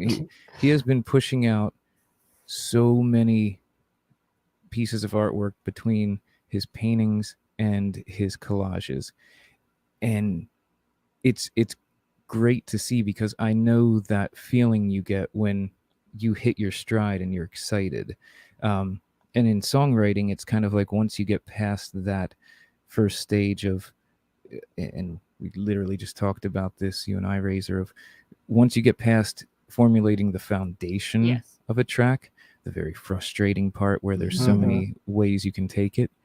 And once you get into the part where it's kind of shown itself to you and then you can build onto it, that excitement hits and you just always think about it. And you're like, you'll be out getting food that's necessary. Yes. And you're like, I wish I was still working on this. Yes. So it's I go for days, if not weeks, on just like one project sometimes. It's a different mentality, you know, and there's nothing wrong with either of them. But I think with where we want to be and where we strive to be, it's you need to have that extra, like you need to be the type of person who's almost like, even if it doesn't sound healthy, it's almost consuming because like it's not a hobby. It's not like, oh, I play in, you know, I play in a group on the weekends. It's everything. You see, not a lot of things affect me or make me annoyed or angry at this point because it doesn't matter. But that is still one thing that I can feel good under my skin a bit when people are like, "Oh, is that your hobby?" I'm like, You're like, no, this is my entire life. Yeah, Everything is centered around this. Yeah, and if I it think is. of something, I need to create it, you know? And the thing is, that might sound extreme to people that don't get it. Yeah. But it's the same as being a business owner or things because it also is a business. Exactly. It is. And people think you devalue something when you say that. And it's like, no, if this is meant to be what you do, you're hoping to somehow survive off of it, and you need income to do that, or some form of sustenance, something providing you. So a business term is not a bad thing. If the only goal is how much money can I make, sure, it might lose some value then because your focus is on that. I don't need a ton of money. I would like more. Yes. Don't we all? You know, I would be completely happy to literally not even have a home base. Now, this location we're in has basically been converted into every room is a workspace. The photos you were showing earlier, those are all shot in different rooms in here, mostly the Devil's Den. The room we're in now is our rehearsal space that we utilize, again, for rehearsals. We've done photo shoots. You've seen photos released, whether for the Destruct Principal, Mary Lou's, Kamikaze Cupcakes, Neko Yagi, that are colorful and stripes and things. And these are all different places that have been converted to utilize. No one could literally walk into this place and be like, unless they're like us, and be like, I could live here. And that's fine. But it's what literally you live in your art. Exactly. And it's just what it is. And it's been so long that way that it doesn't make sense otherwise.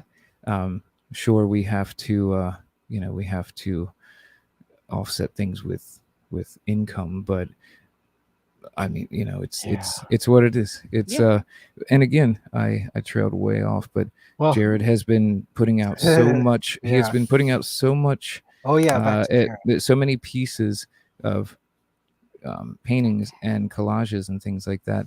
And the main point of that is where I was saying about just constantly working on things is the more that you do something, the repetition, the more you learn.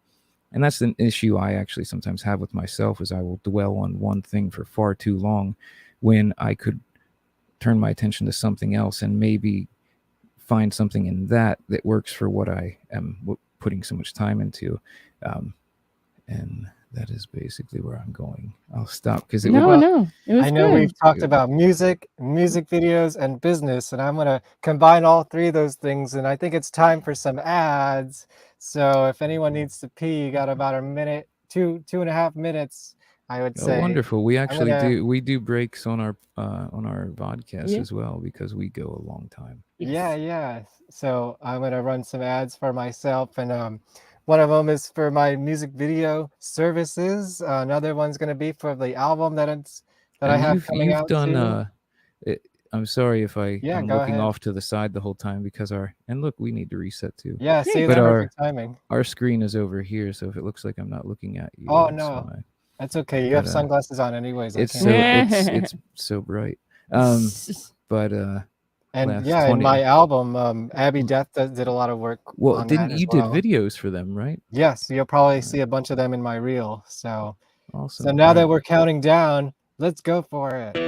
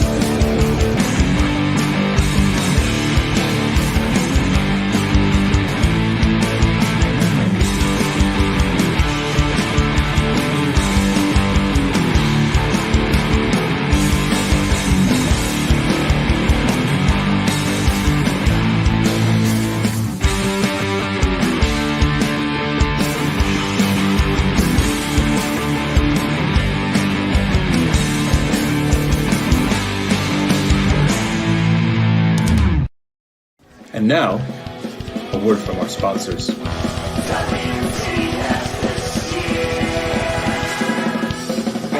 to my pity party. Everyone's invited. Celebrate your misery. Apart but united.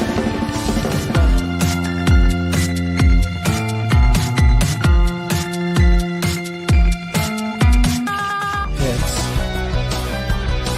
I'm writing hits. Recording hits.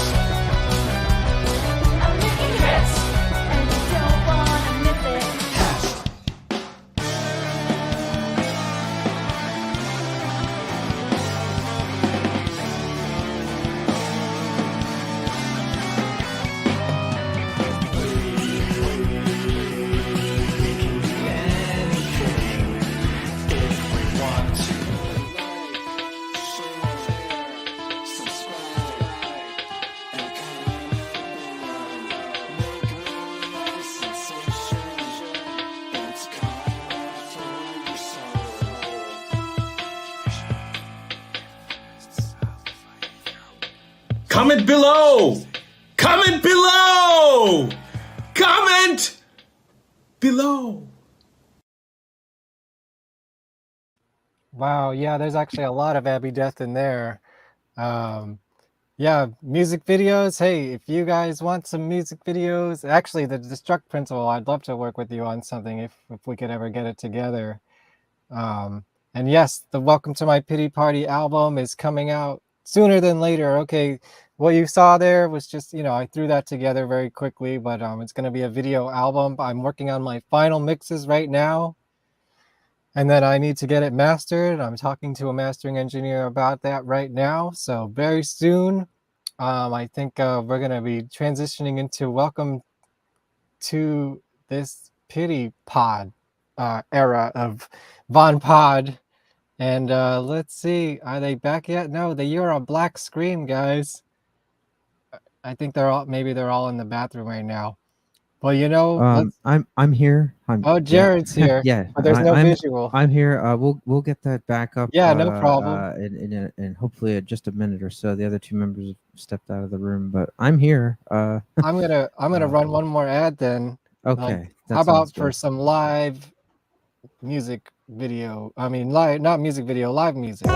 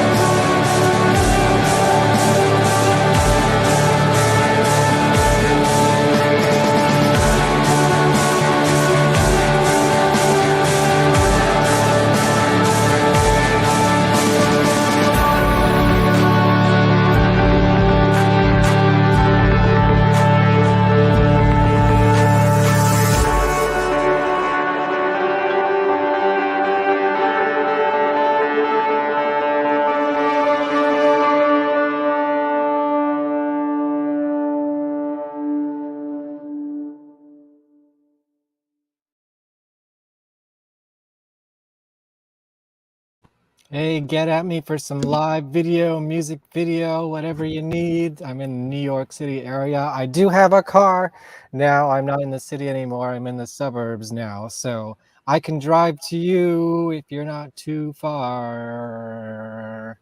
So get at me about that. How are we doing over there? Sorry, it's still just a black screen. It is still a black screen. We kind of need Adam to operate his Yeah, no camera. problem. Since he's the one who knows what to do. He'll be with down that. in a minute. Hopefully, he'll be here. It was a line for the you know bathroom. what? Let's play a There you go. music video. Might as Sure. well. It's only a minute long, but you'll see some familiar faces in this. Again, Sounds good. this is not the final mix or master at all, but just remember, I make you some hits. I can make hits. Oh, fuck. Hits. writing hits. Recording hits.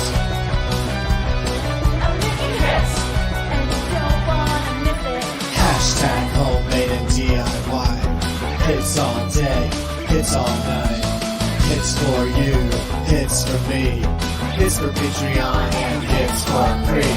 This is the hit that's spells it all out. Literally tell you what it's all about. You don't wanna sleep on this, cause every song's a hit. I promise, I'm okay. But taking hits. Recording hits. I'm making hits. In mom's basement. Even though I have written a new hit for our next album called The Ethics Board. Hello, Facebook user. Who am I watching? This isn't Haunted Garage. You're right. You are watching me talk to the Destruct Principle, but we're going to talk about Haunted Garage.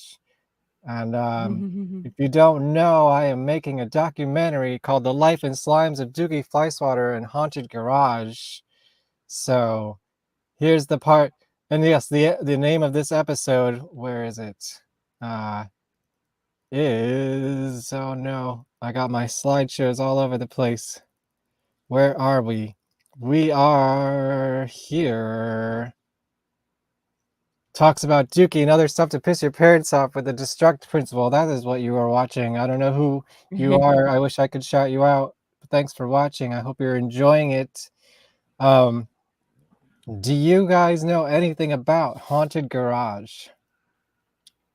And it's okay if you don't. Sorry, I cannot say I do. Well, then you're my target audience. I apologize. What question did I miss? Have What do you we ever know about heard of- Haunted Garage? Heard of what? Haunted Garage. I guess not. Aside from my haunted garage, no. Aside from your own haunted garage. Well, that's perfect because that's really what. Well, I will give you a segue. Do tell. Yeah, great. Well, I ran the normal trailer at the beginning of the broadcast, so I'm going to give you one of my teasers about. Well, you're going to see. And you know, this all relates to theatrical rock, shock rock. And this is a story of a man in a band, mostly back in the late 80s, early 90s, that kind of paved the way for theatrical rock and shock performers, but never got the recognition they deserved. And also B-movie, horror movie star and writer, if you're into that kind of stuff, and I bet you are. Let me tell you about Haunted Garage. What influence did B-movies have on the band? How many tapes do you have? How many loads have you got? It started out as a band that was covering bad songs from bad movies. I mean, it should be looked at as a legacy of Los Angeles. They lived the movie lifestyle. I had seen many of Dukey's movies long before I knew who he was. I first saw Dukey Flyswatter in a Green Jello video. Because as soon as I saw him up on the stage, I'd go, oh, fuck, that's that guy from Surf Nazis. Roger Ebert said it's the worst movie he's ever seen. They were such a part of our scene. You know, a cult movie that's got its own fans. We've attracted our own fans and our own family. Within a city of misfits like Hollywood, we were misfits. He's an icon of the underground exploitational genre. Punk rock god of Hollywood. It was neat to see the same faces always orbiting this universe that Dukey Flyswatter seemed to be in the center of. There was celebrities, weird people, cool people, interesting people. Axl and Sass came to see us and I slimed them really good. Paul Stanley and Gene Simmons. Tom Waits was there. I remember Fishbone showing up at a couple of gigs. Courtney Love was afraid of us. When you're sitting between Dukey and Elvira, it doesn't get any cooler than that. Spike Lee wasn't impressed. Just about to go on stage and Flea grabs my shoulder. White Zombie and Haunted Garage and Tool were all in the same bill. I think Soundgarden was opening for you. I would not be surprised. I did a nude painting. Clive Barker owns that painting. Los Angeles seems to be a haven for insularly popular artist situation. You can destroy here. And nobody knows where you are anywhere else. No. It's crazy. We'd like to be an A movie someday. A B-A movie. An A-B movie. A B-A movie? A B-A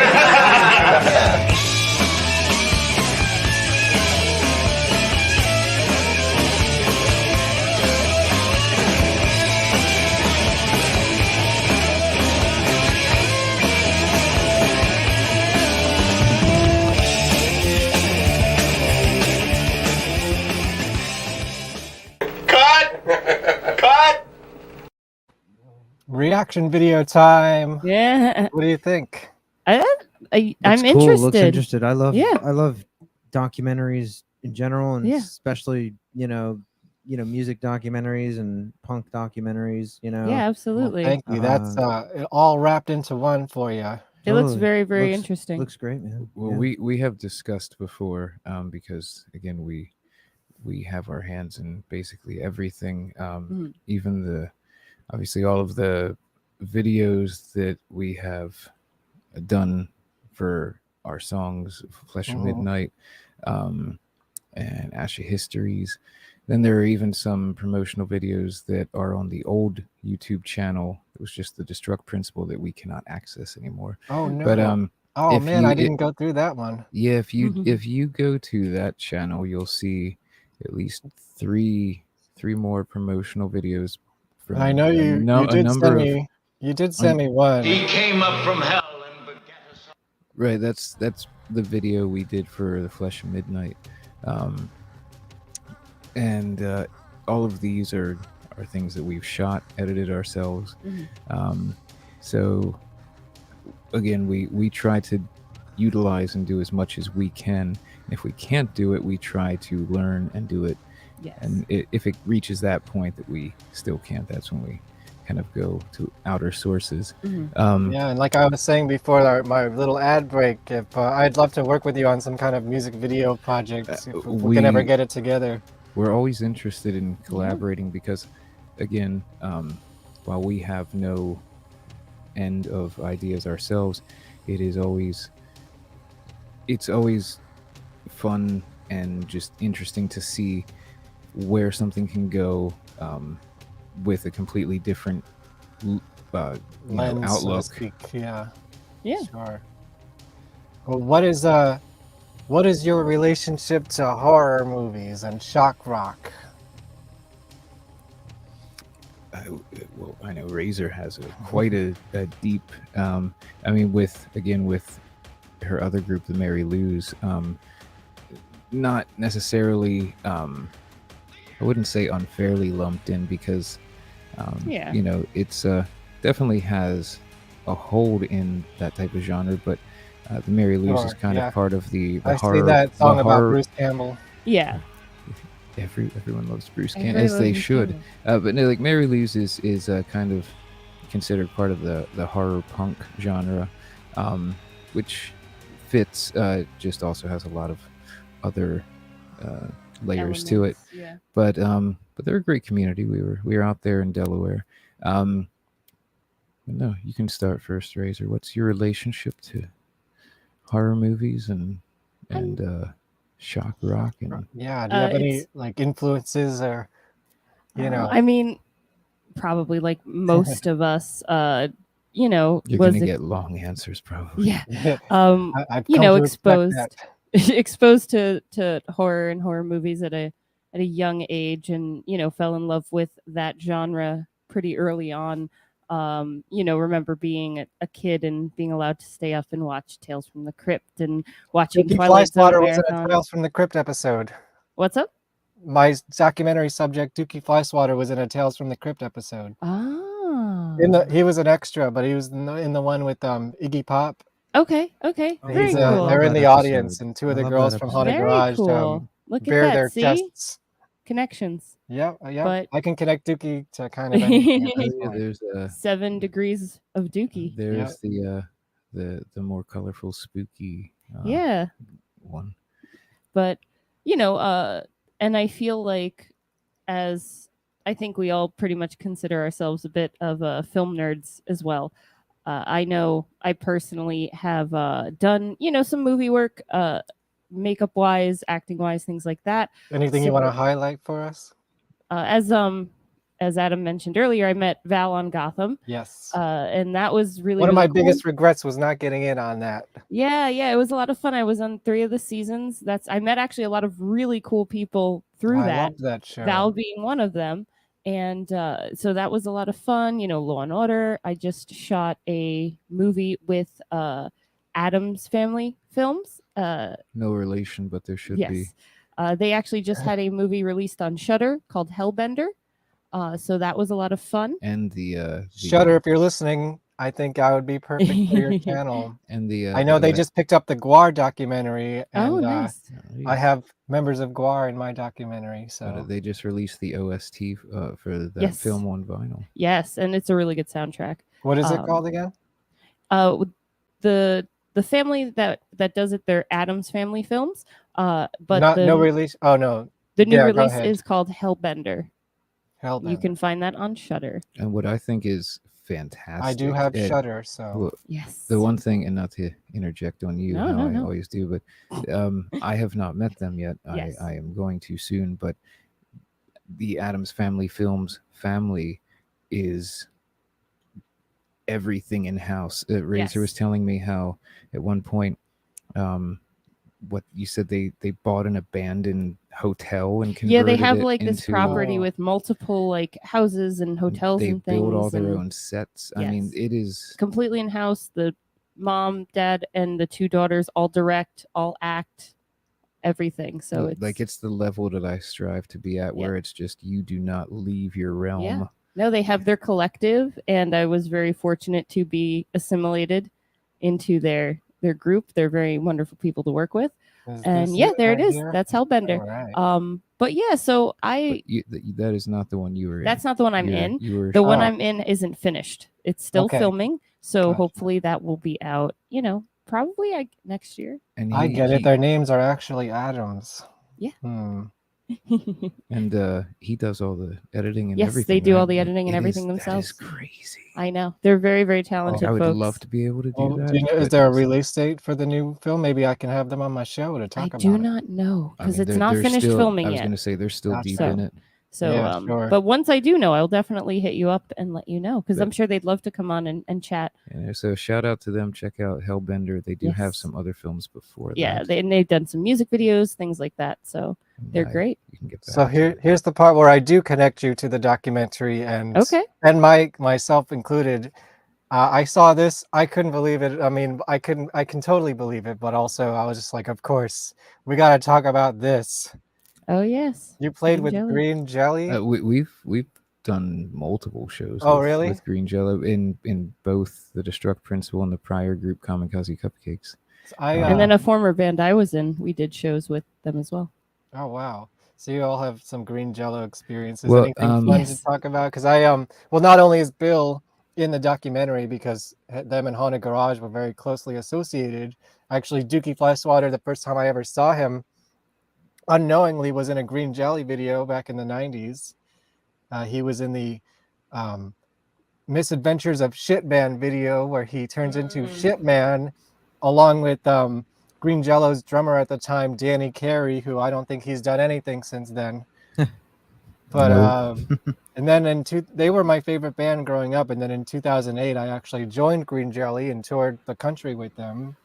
I think So I've met more people that have been in Green Jello. Yeah, yeah, but I know Which- they have over 1,000 people who have been in the band now. I was 237, so I'm old school. Very at nice, this very point, nice. Yes. An OG. Speaking of different members, Nick Myers, who is 717 Entertainment in this area, was made. They are right here. I yeah. forget what number, but yeah, he was.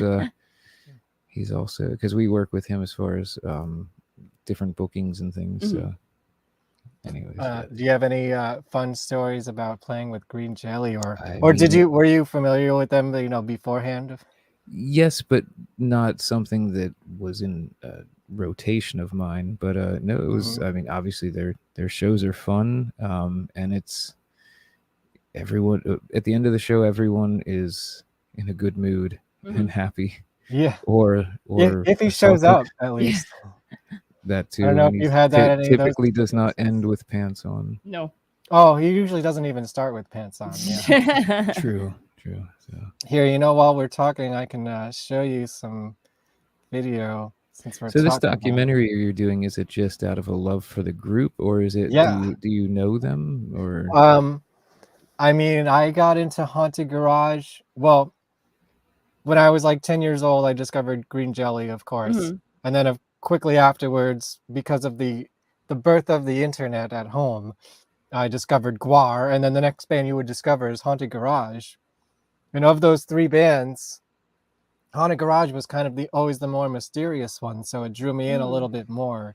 There was just less out there about them, and they broke up originally in 1992, so and then it got me into a whole just collecting his movies. I don't know if you're into like 80s B movies, but he was in like Hollywood Chainsaw Hookers and Sorority Nice. Babes in the Slimeball Bowl-orama and Nightmare Sisters, and he wrote Blood Diner and all sorts of stuff. So it got me into a whole world of film and music and Because I was going to say, if you're just doing yeah. it out of a love and appreciation for the band and artist, that's because anyone like us that has worked with any type of film knows the extent of work that goes into that. It's So definitely a passion project. I was going to say that is dedication. Yeah, that's real love. So they have definitely made an impact on you. Here's me with green jello. Nice. This was a show in Brooklyn. This was when he started doing franchise bands. I was the first New York City franchise band for Green Jello. We were just and this is one of the shows that he showed up to. Nice. Yeah, we were just in Brooklyn at Coney Island, which I know, I saw that, yeah. We just put up the full ritual performance on I our watched YouTube some of channel, it this afternoon. which people I didn't can get to see the find. whole thing. If you go to TheDestructPrinciple.com and then click the video tab, it will go to YouTube. Always fun props and costumes. Anyways, that's a little preview. You can Nice. find that on YouTube.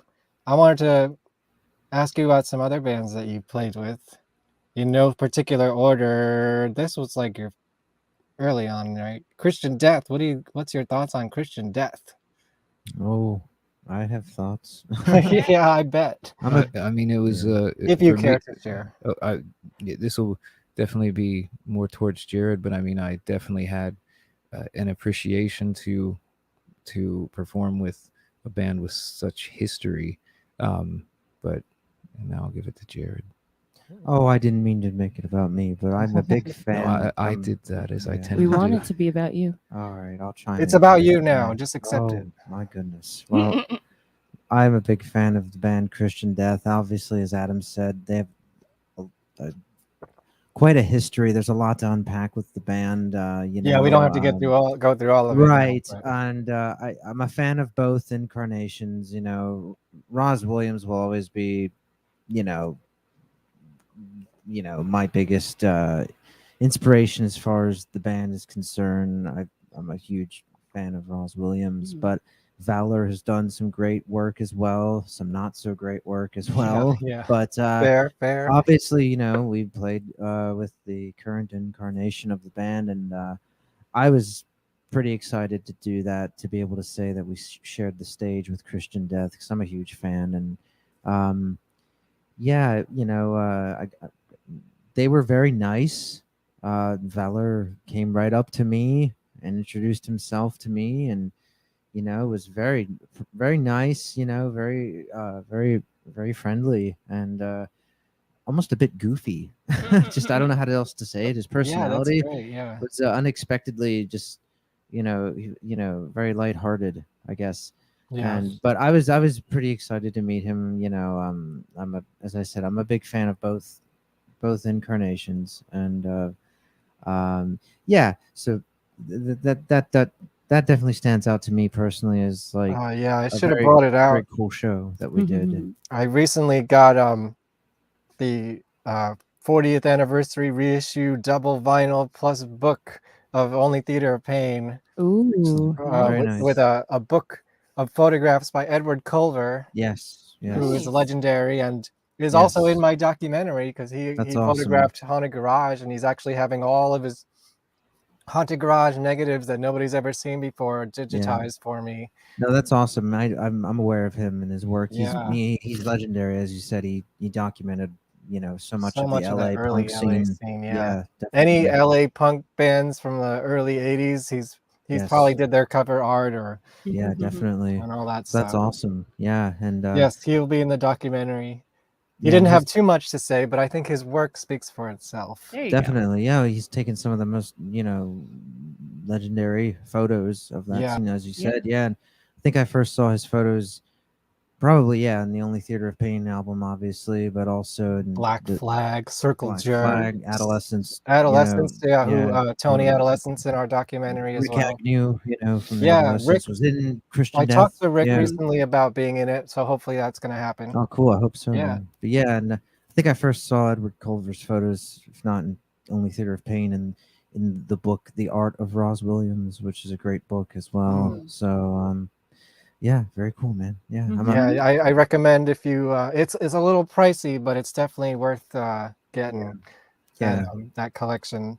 And my God, it was so cool because I got to go to, you got 30 seconds. I got to go to Ed Culver's house to do the interview, and it's just like so much cool stuff everywhere. I'm Outside, sure, yeah. inside, no screens anywhere, just like vintage, antique, like just cool stuff. And also piles of folders with negatives of like every band imaginable. It was just like 45 Grave, oh my God, Nice. like It's amazing. Castration Squad, oh my God, like just You everyone. see like people like that who have experienced so much and in an art form as, you know, like photography literally just captured the feel and the mood of like a subculture and a time and a movement. And it's just really, it's really interesting to see when you see someone like that who can reflect that in an art like photography and all the stories that they must have and all the lifetimes they've lived. He wasn't doing it for commerce, you know, he was just like doing it for fun back then. And I think now he just likes to be recognized for and have his work represented. I'm, You I'm know? glad he is being recognized. Absolutely. And, thank goodness we had people like that back then to document these things, because this is, of course, decades ago, long before the internet and all these things that we have now. And if it weren't for people like that, documenting the scene, we wouldn't, it'd be lost. It might be lost to time. You never know. So yeah, and if you're doing a documentary about an old 80s punk band from LA, like talk to this guy, because so many times I'm like, oh yeah, there was a Lydia Lunch documentary, and he's like, they didn't contact me, I got the best stuff. Those fuckers, like they're missing out. Yeah. He just wants his stuff being shown. And here's another one. Oh yeah, Jenna Torturers. Jenna Of course, Torturers, of course, Abby from Abby Death is in the Jenna Torturers. Right. Yeah, we've played a few shows with yeah, because they also played at the Unconvention. Yes. Yeah, and I have a clip of that. Let me see if I can find it. Yeah, go ahead. Tell me about the Jenna Torturers. Oh no, it's just we played with them a few times, and it's always been a great show. They have quite a following. They're kind of legendary in their own way, I suppose you might say. Big following over the years. I've been a fan. So another band that we're proud to say that we've shared the stage with. And they put on a great show. I was just going to say they put on a good show. I wanted to export something new for this show, but I didn't have the time. So if you watched the show, you've seen this already. But here's some Jen at the Unconvention. Yay! There's Abby. Yeah, I've seen them with him, without him. Yeah. But Eric, the guitar player, he's got a little shock rock past too. I mean, he was in the Murder Dolls. Oh, nice. Well. And he said this band is the longest he's ever been in a band. It's been almost 10 years now. Yeah, he's been with them quite a while. Yeah. But it's cool to see them still doing their thing, still going, still doing their thing. Yeah. Yeah. Oh, I love watching them every time they come. It's always a good show. And, and the thing about good shock rock and performance art bands is the music has to be there too, and their music is there. Yeah, it's not that the music is any less a part of it. It's just that there's so much more to it than just the music. It can't just be all about the looks. Yeah, there has to be. There needs to be substance. Yeah. Sure. Yeah. But it makes everything click. Anyways, I wanted to show this. I think I showed this earlier on before you were here, but here's some art someone did for me for Haunted Garage and Dukey Flyswatter. Chad Shears. I just wanted to show this to the people. Very cool. A little advertisement again. Carrot Top from the Radioactive Chicken Heads will be here next week, 9 p.m. Same bat time. Another band that I was in, sort of.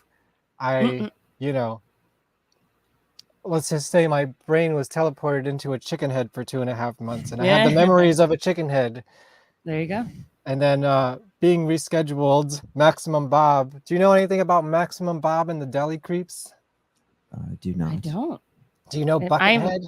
Yes. I know Buckethead. This was Buckethead's first band. Oh, I would very consider them cool. sort of a shock rock band. They were sort of like if you took the Texas Chainsaw Family and put them on stage with instruments, is kind of what Nice. you get. Very And cool. we got Maximum Bob, had to cancel last minute on this date, but we were in the process of rescheduling it. And then, oh yeah, here's something I ask everybody. If you have an answer, what is your favorite version of Phantom of the Opera? I will answer this. I don't know if this counts, but it's going to count for me. It's actually Phantom of the Paradise. That totally counts. Yeah. It does And that's totally a very count. common answer. It is one of my favorite movies and Brian musicals De of all Palma. time. I actually have a little pin with Winslow, and his helmet comes up, and Oh, it's on a wow, flap. that's so It's cool. amazing, and I have like a Death Record patch and everything. I Oh, love I need Phantom a of the Death Paradise. Records t-shirt. That's like one of the things I'm missing in my collection. Yes, and it's funny Paul 'cause- Williams, who wrote The Rainbow Connection. But yeah, I would say Phantom of the Paradise, even though I am a theater nerd and I did sing Phantom of the Opera in school. But It's usually the first introduction of our generation. But Phantom of the Paradise, if you The haven't one seen with it, Robert go watch Englund. it. We got an answer from the crowd. I love the Robert Englund one as well. Yes, and I've been itching to talk about that one too. It's so good. Because maybe if you want to be in our roundtable discussion when I figure that out. Absolutely. There's actually I will talk about every Phantom of the Opera. Oh, It is that's well, my then jam. we'll talk off air. But I was gonna say, as you can see, and some might be surprised, we talk. Well, let me give you new avenues There you for go. talking. You know, But yeah, no, that's definitely a good one. I love the Robert Englund I one. have all my props over there. You'll see it tomorrow. But there's actually a movie called Dance Macabre with Robert Mhm. Englund that Yeah. was. Have you heard of this? Mhm. Oh wow! It was actually the Phantom of the Opera with him was supposed to be a 2-movie deal, Mhm. and this script got converted into Dance Macabre. So that was Mhm. actually Phantom of the Opera Part 2 originally. Yeah. So I'm like, I just got that on Blu-ray, and I'm itching to talk about them. Oh, awesome. Because I have a weird fascination with all things Phantom of the Opera, and of I don't course with blame you. everything I need to do, if I have a fascination with it, I need to make a You have show to about like it. So dive in head first and Phantom know everything. Fridays is now for my show Found a Oh, very Phantom. cool. Tomorrow, take 2, episode 2. Becky Laugh, who's making a graphic novel about the Phantom of the Opera based on the Oh, actual nice. book, the source cool. material, which is what I love the most about it. That's Did awesome. anyone else have any answers? I missed the question. Your favorite Version of Phantom of the Opera. If you have one. I don't particularly have one. I That's okay. I probably haven't even seen all the versions. Oh, and you definitely haven't. There's too many. Oh, there's so many. What about you? Jared. Yeah, sorry. I'm the only one nerding out. All Okay, right, that's Razor, fine. we'll talk. We're gonna have you on my show sometime. I actually saw You too, Phantom on guys. Broadway for my 16th birthday because wow. it was one of my favorite things to sing. And so we had orchestra seats and the Oh, I've chandelier never came seen it right from down. the orchestra. I've It's only very, seen very it cool. from the balcony. Yeah. I mean, I'm familiar with it and I enjoy it. I'm not. No, I got you. Yeah. I recommend everyone read the book. Yes. And tune in 9:00 tomorrow. Same YouTube channel. Found a Phantom. That's my Phantom of the Opera show. Very And, cool. Enough about me. I know some of this is maybe out of date, but you got merch. Definitely go check out their merch. Let's see. This is the Dark Parlor, if I'm not mistaken. Indeed, it Yes, it is. What is the Dark Parlor? The Dark Parlor is. They're our spooky fam. They are extended spooky fam. We have worked with Lauren both within the group and Mhm. outside of the group on numerous things. But it was basically her brainchild that she put a lot of time, effort, and finances into to Mhm. start. Nothing else is like that in this area. Is it a store or what? It Yes. is. It is, but it's also they do events. At Okay. its most basic Yeah. description, it is an oddities and curiosities shop. Yeah. That she has grown into basically a community because, as Razor said, she hosts events now. What started out as small events that only basically she was running, she has now included the whole art district that her location is in. Yeah. It becomes And an all day. what location is this? If you want to tell us where you are at. So she is located, the store, in York, Pennsylvania. Which, if you know anything about that area, there's nothing like that around for miles. No. And even and I've said this before, even the things that are within a few hour radius are more just shops. Yes. And again, with her, it's been really cool. And in the Mary Lou's podcast we had put up, we actually did an interview with her. Just about where can we find that? I wanted to watch that. Is that if you archived go, somewhere? if you go to the Mary Lou's, there's a link tree with all the links for that. But YouTube should be the best bet. Yeah, Mary Lou's or YouTube. Facebook. But no, she has taken her shop from being at its base when it first started a unique curiosities oddity shop, and really grown it into just something that brings people together. I mean, it's cool because I'm thinking if I had something like that when I was younger, it would have been just so like great to me, like one of those places where you're just like where you're like, I want to always be there. Yes. And again, with the events and things, there's an event called Fang Around that she hosts every few months. That's the all day event. Yeah. Tons of vendors. She has like animal rescue groups out there, takes donations. The event itself is free, so anyone can go. Obviously, with vendors and things, you have things to purchase if you want. Again, it's right in the heart of the art district, so you've got many like restaurants and bars and things all around you. Other cool galleries and things to check out. So it's a labor of love that she puts a lot of energy and time into, and that goes back to our discussion of when something is obviously your business, but something all your time goes into. It's just there's never an off time with it. So, and it's really cool to see how that has grown and how it's connected people, because in the 2 episodes that were based around that, and there's going to be another one coming because of all the information we don't want to rush. We've met a number of people through there. We have made connections through there. We have merchandise in there that people have found. Just it's something people should check out. I'm never in the area. I know where I'm going. Well, and that's the thing too, is if you're a bit of a distance, try to schedule something around one of the events, and then you have I'm the in the full suburbs day. of New York. About how far away is that for me? Depending where, anywhere from 3 to 5 hours. Yeah. If it's hateful traffic, more. Yes. Because again, our distance to Coney Island, the show we just recently did, went from being what should have been about 3 hours and 15 minutes to over 5. Yes. Yeah, that'll happen in New York. Yeah, that was fun. And then when you get into the heart of Coney Island and you're hauling a trailer, it's not a good time. That is a test of patience. Yeah, I heard a little bit about that. But once we got past that, the venue, the people that run it, everything was fantastic. It's an amazing spot. Yeah. Oh, I think these are all out of date now. Do you have anything else coming up?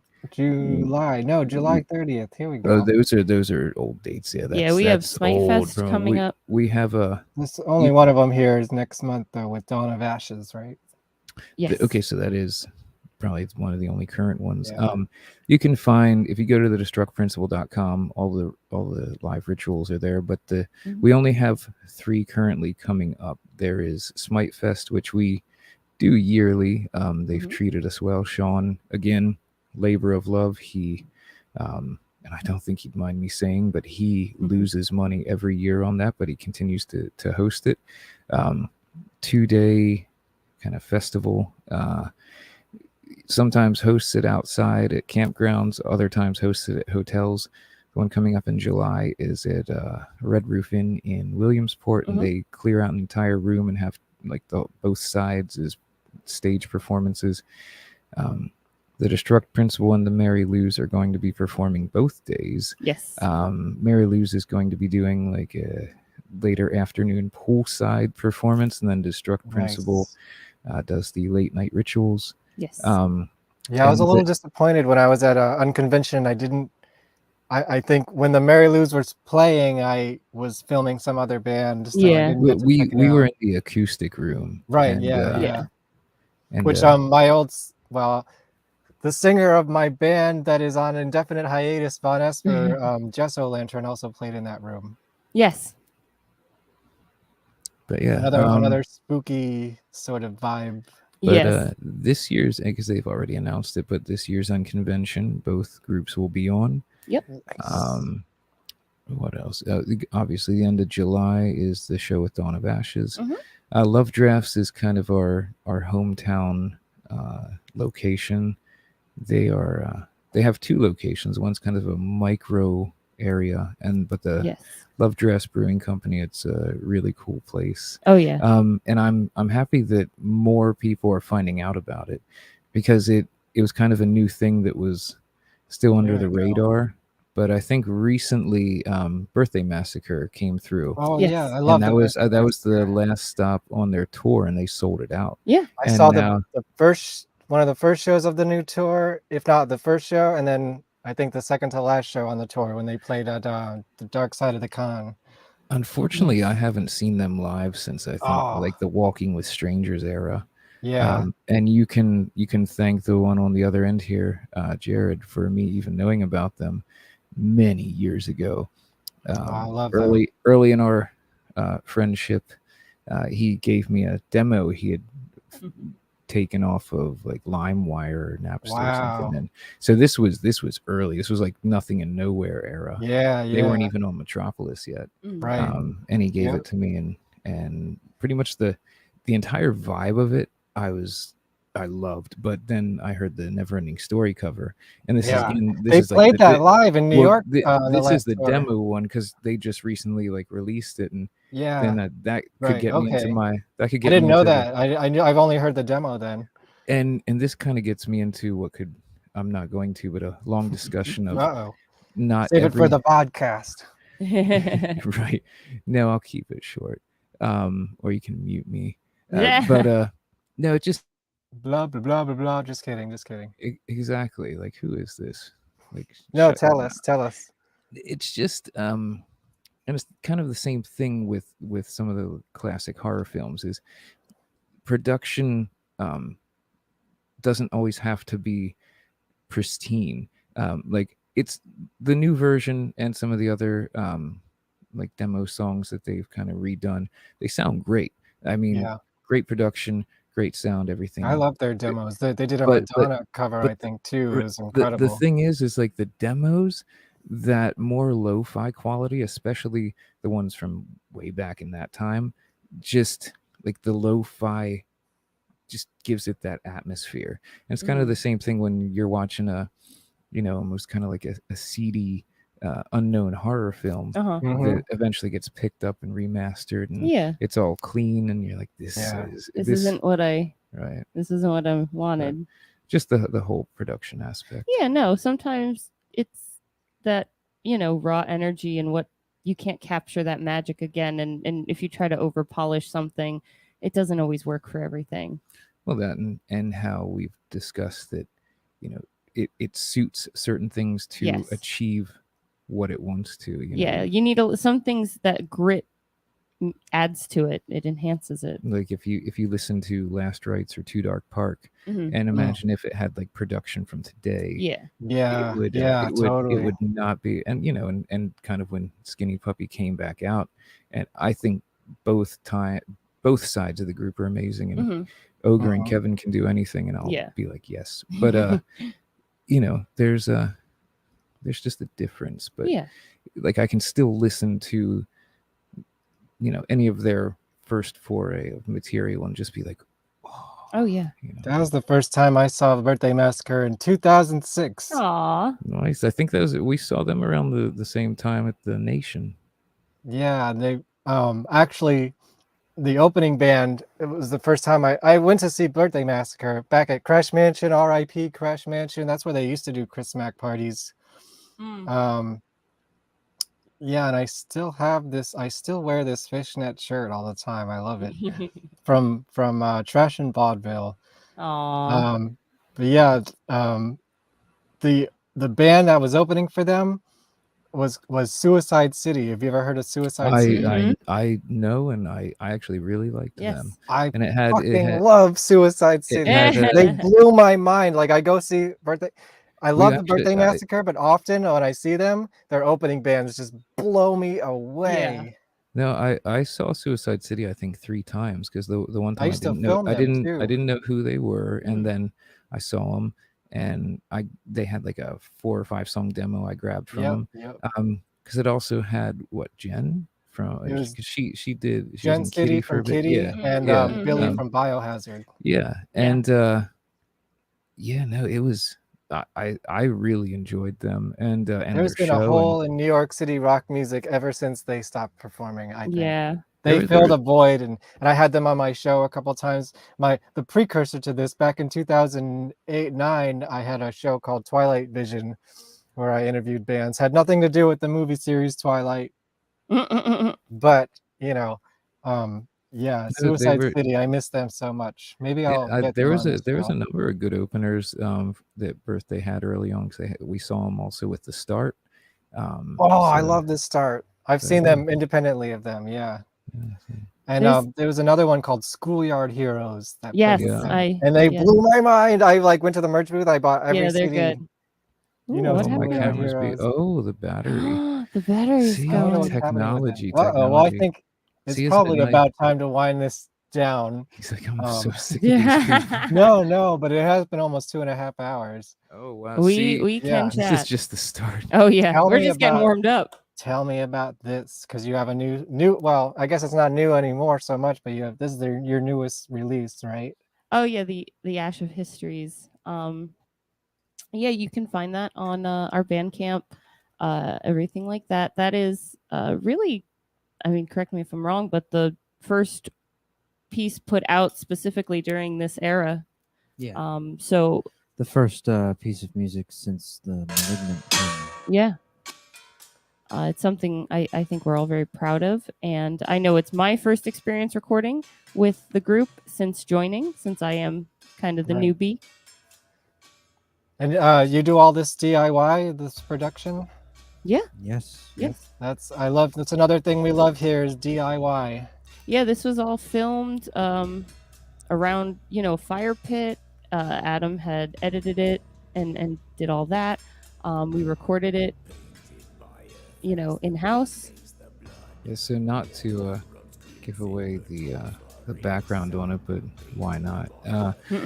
So if you're still watching, you're gonna get a little inside info. Right. Yeah. So the setting on this was literally Lauren's backyard area and fire pit, and it just happened out of nowhere. We were enjoying the campfire, and I had my camera with me, and it's just like I dance around it, just feel nature, and they did, and I used it.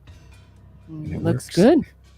Yeah. Yes, this is the first release and jump into Greater Magic Movement era.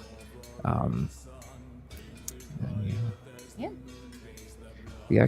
The first performance from this era was at Dark Parlor. Yes. Ah. Is there probably not, but do you have even the next era in mind, or is it still ever evolving?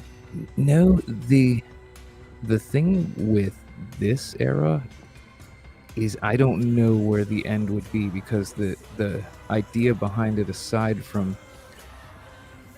the Destruct Principle specifically, is almost like a creative collective, and that it doesn't necessarily have an end, but you know, it's wherever it goes. Yeah. It can shift, it can grow, it can change. It'll let us know where it wants to go.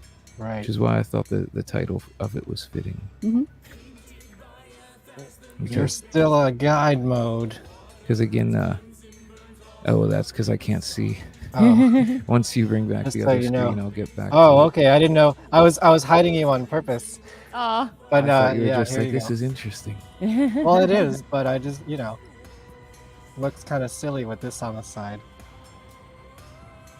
Well, I think let's see, if you liked what you saw and you want to watch some back episodes, of course, my first episode was with Abby Death, our friend, so Yes. definitely go back and check that one out if you like what we have going on here. And let's see where I popped in a little bit on that Abby Death episode. That's right. Yeah. And if you have any questions in the comments here, let's see. I got some.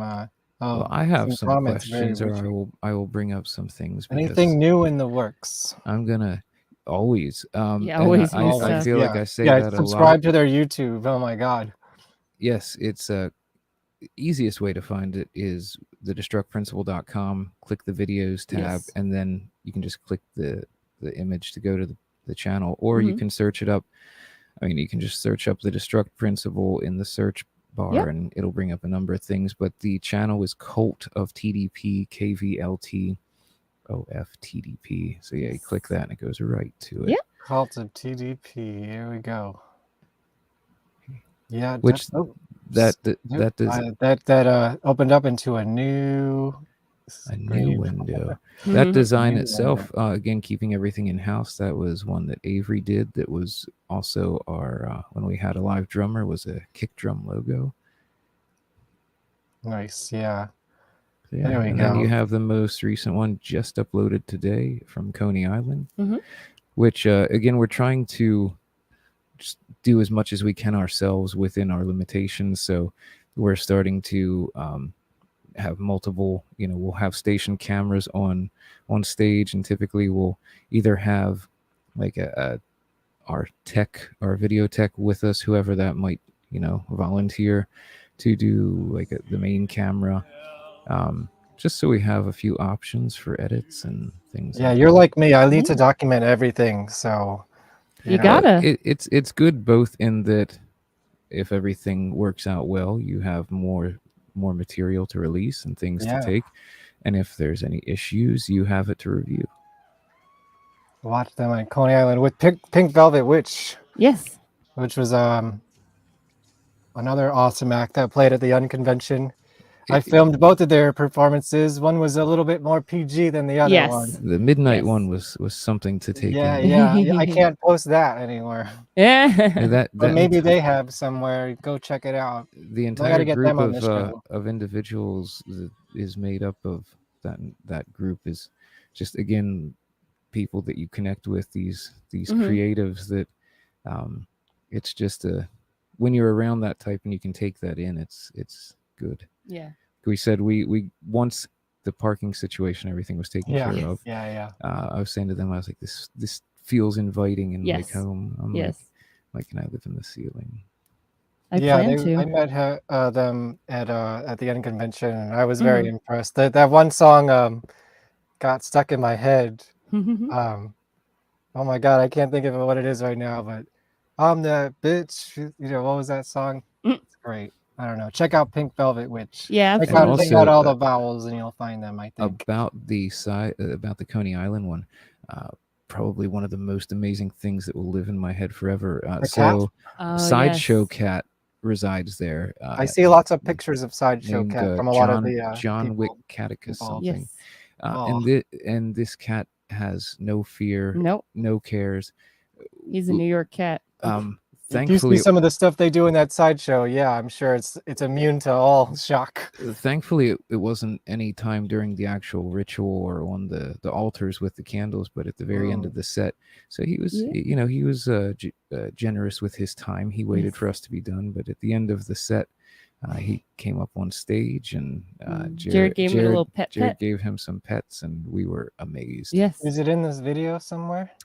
No, it's not. Oh, It's not. I saw it in that. on your Instagram. But there is actually. I Someone's do Instagram. have an image that one of us sent in our chats that is me. I think it was post ritual, and Sideshow Cat is just Dylan sent me that picture. Browsing the stage. Yeah. And if you know anything about us other than, the group, we're huge cat people. Yeah, that was one of my questions. What is the Destruct Principle, and why is it about kittens? Why isn't everything about kittens? Why not? That's the end. Yeah. That's the end of everything, Yeah. Well, then bringing it back to something more like this, how do you feel about the Cats movie, the Andrew Lloyd Webber Cats movie? Okay, so not the recent Abomination? The recent one, yeah. Yeah, that's the movie. I avoided it. I avoided it too. I'm scared. Never saw I'm scared. man. I've heard really awful things. It's an adventure, I'll tell you that much. I will watch it eventually when It's a I've beautiful overcome disaster. my fear. I considered watching it just for the doing it. Yeah. But then I'm like, definitely that's just time lost. Yeah. That's also true. It is kind of long. I mean, it is. It's one of those things where you hear about all these great things that get turned down and ideas and things, and how people have to fight to really get these passion projects that have depth and quality to them, and then Cats. that's out there. Well, I did see it on Broadway, luckily, before it closed. Well, that's it was much better that way. Of course. I'm sure that's an entirely different experience. Yeah, and I was very young. I was probably like 12 or 13 years old when I saw it. So the first thing that happened, the first thing to know about the show is not only is stuff happening on stage, all around the building in the theater, there's like little stuff on the sides walls where the cats are just always crawling around and doing stuff.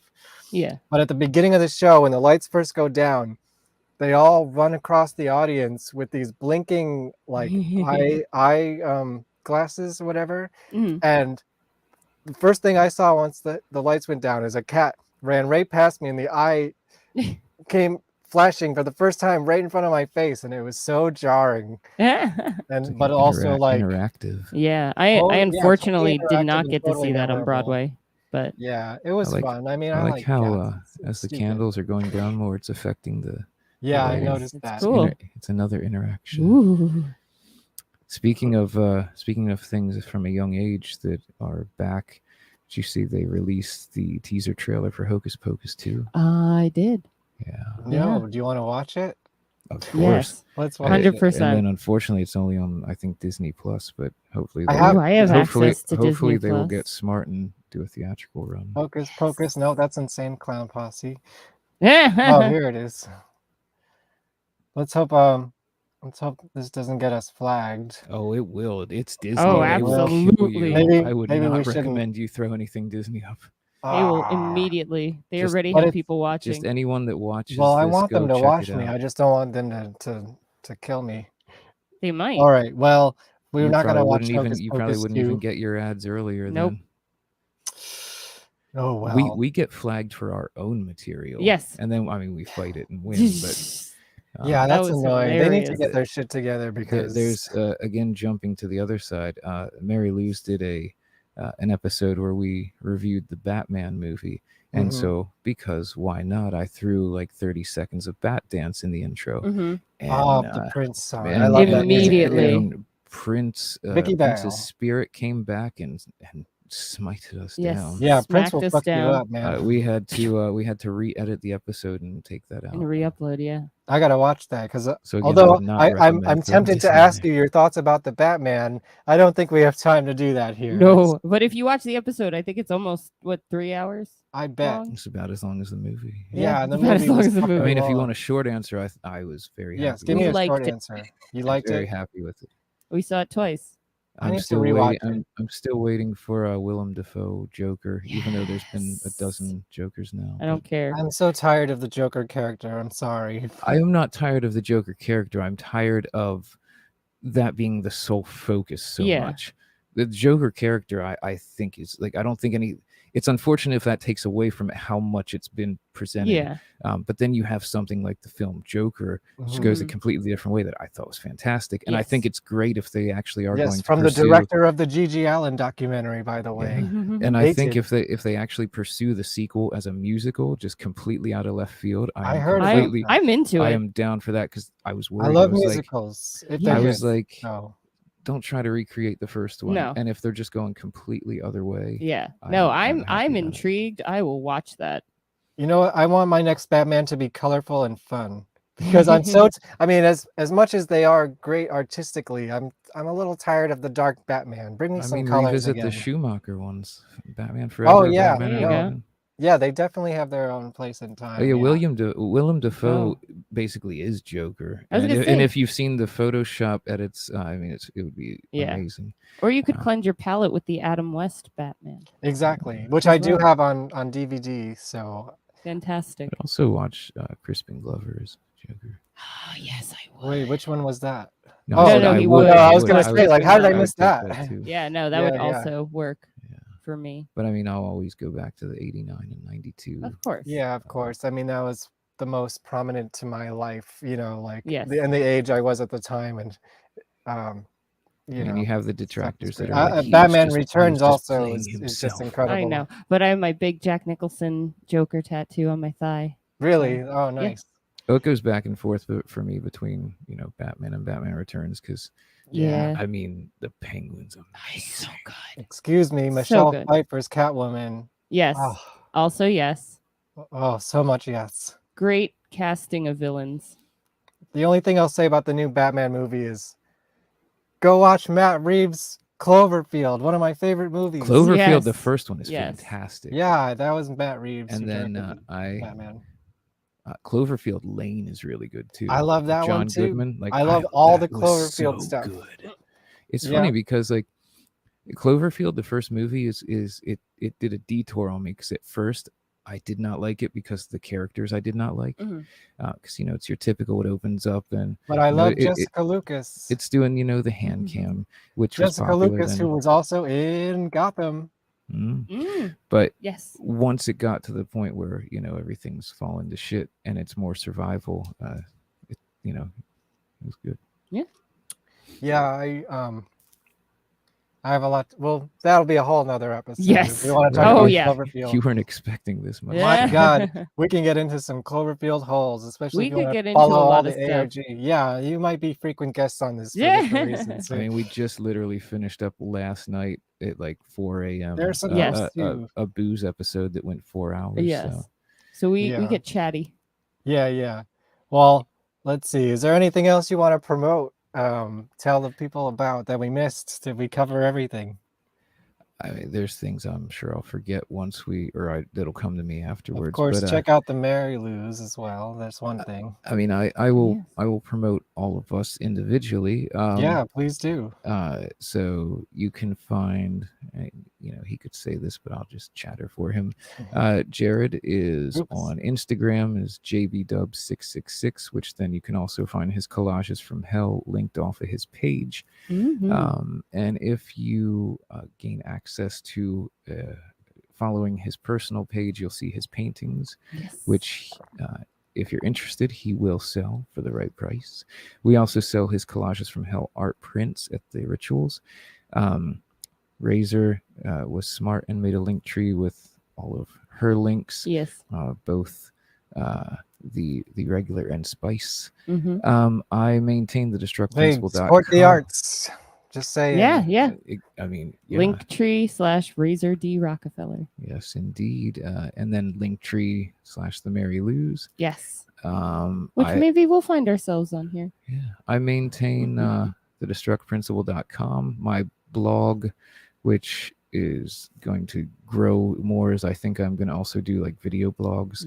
Because as you can tell, I chat when my mind goes. But the word of X is... Oh, yeah, there I am. There you That's are. me. Oh, I love the background. It's so cool. Thank you. That's a paid It reminds me of like Hugo's your House business. of Horrors. Does anyone know what that is? Oh, yeah. Yeah. Someone needed to make a movie about that. Yeah, TheDestructPrinciple.com, and then the word of X is the blog I do on there. That's all of my free thoughts and anything goes. Oh yeah, That will I had be one of those. That will be growing.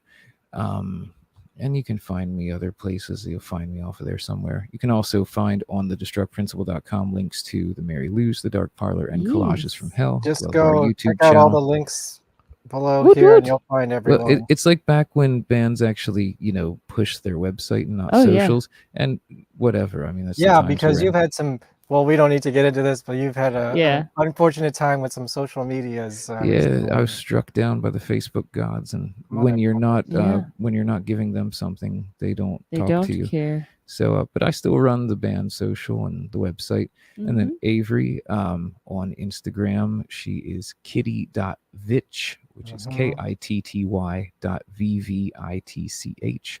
Then there's a link tree off there of all her things, both regular and spice. And also on both of those, you've got Razor and Avery and Mary Lou's on TikTok, doing dances with cats and things like that. I'm on there, but I forget about it mostly. Yes. And we sometimes do live streams from my TikTok, so check it out. Yeah, we do it. I mean, we're more talking. No way.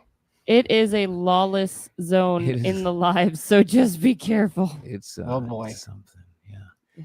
But no, yeah, we're gonna also hopefully be utilizing like both bands have Twitch channels, and then we also have solo ones. So Do you recommend should I get a Twitch channel? What's the benefit of Twitch above the other ones? Because I'm what's the streaming on benefit Facebook of any and of them over the other ones? I YouTube. mean, Twitch is more geared towards streaming and better Yes. quality. Yeah. So if you plan on doing like lots of live streaming specifically, it's a good platform. Because if you can tell, like we split our lives to different streaming platforms that people might be on, but if you see it's like streaming on Facebook, Twitter, or Twitch, we'll always recommend Twitch as the main one of good quality. Follow everyone. Yay. Now, what about yours? Pimp yourself. It's your Yeah. show. Well, let's see. I think I have a link tree somewhere, but if you go to, let's see, VonEsperStudios.com. I don't keep this very updated because there wasn't much happening in the last few years, but you can find me, Vonesper Studios. I'm easy to find, Kevin Vonesper. Of course, DukeyDoc.com, spelled DUKEYDOC.com if you want to check out the documentary stuff. So is that like an ongoing release, or is there an end date and time There is, or is it just like a chapter release? I just finished an Indiegogo campaign for it. Nice. So I got, now I got to go work on the thing, Oh, let me try to share that screen. And then the goal yeah, it's an also- ongoing thing. Of course, nobody has picked it up yet, so I'm on my own time with it, and because I want to do it right, it's going to take however long it takes to get it right. Absolutely. I know that circle. Yeah. Sometimes you got to put an end date though, or you just never stop. Well, I mean, I'm in the middle of it. It's been going on for a while now, but yeah, I mean, a it's documentary. a video is documentary. different I'm than- still doing yeah, interviews. like an so album. Oh yeah. Then another end goal was doing the Patreon. So if people want to Yes. watch 10 hours of chit chat, Of us going off about nothing. yeah, and you know what? Let's do another.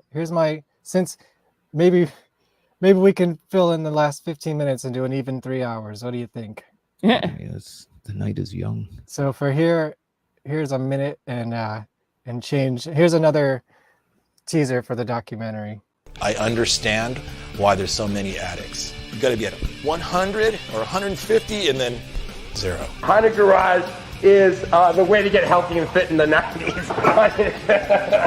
He and I share a common affliction. I think I heard of them at an AA meeting. People that came to Haunted Garage shows, I started seeing them in meetings. I thought you just had to be like fucked up to enjoy our music. You never know where help's going to come from. And in my case, came from Dukey Flyswatter. Dukey was an intricate part to me getting sober at the time. We'd never heard of the word sober. We're like, sober? What's that? Just his presence sometimes has been really good for people. Just knowing the man made it easier for me to deal with my own mental illness. Being bipolar was the perfect vehicle for this band. That was before medication. Mental is the other side of genius.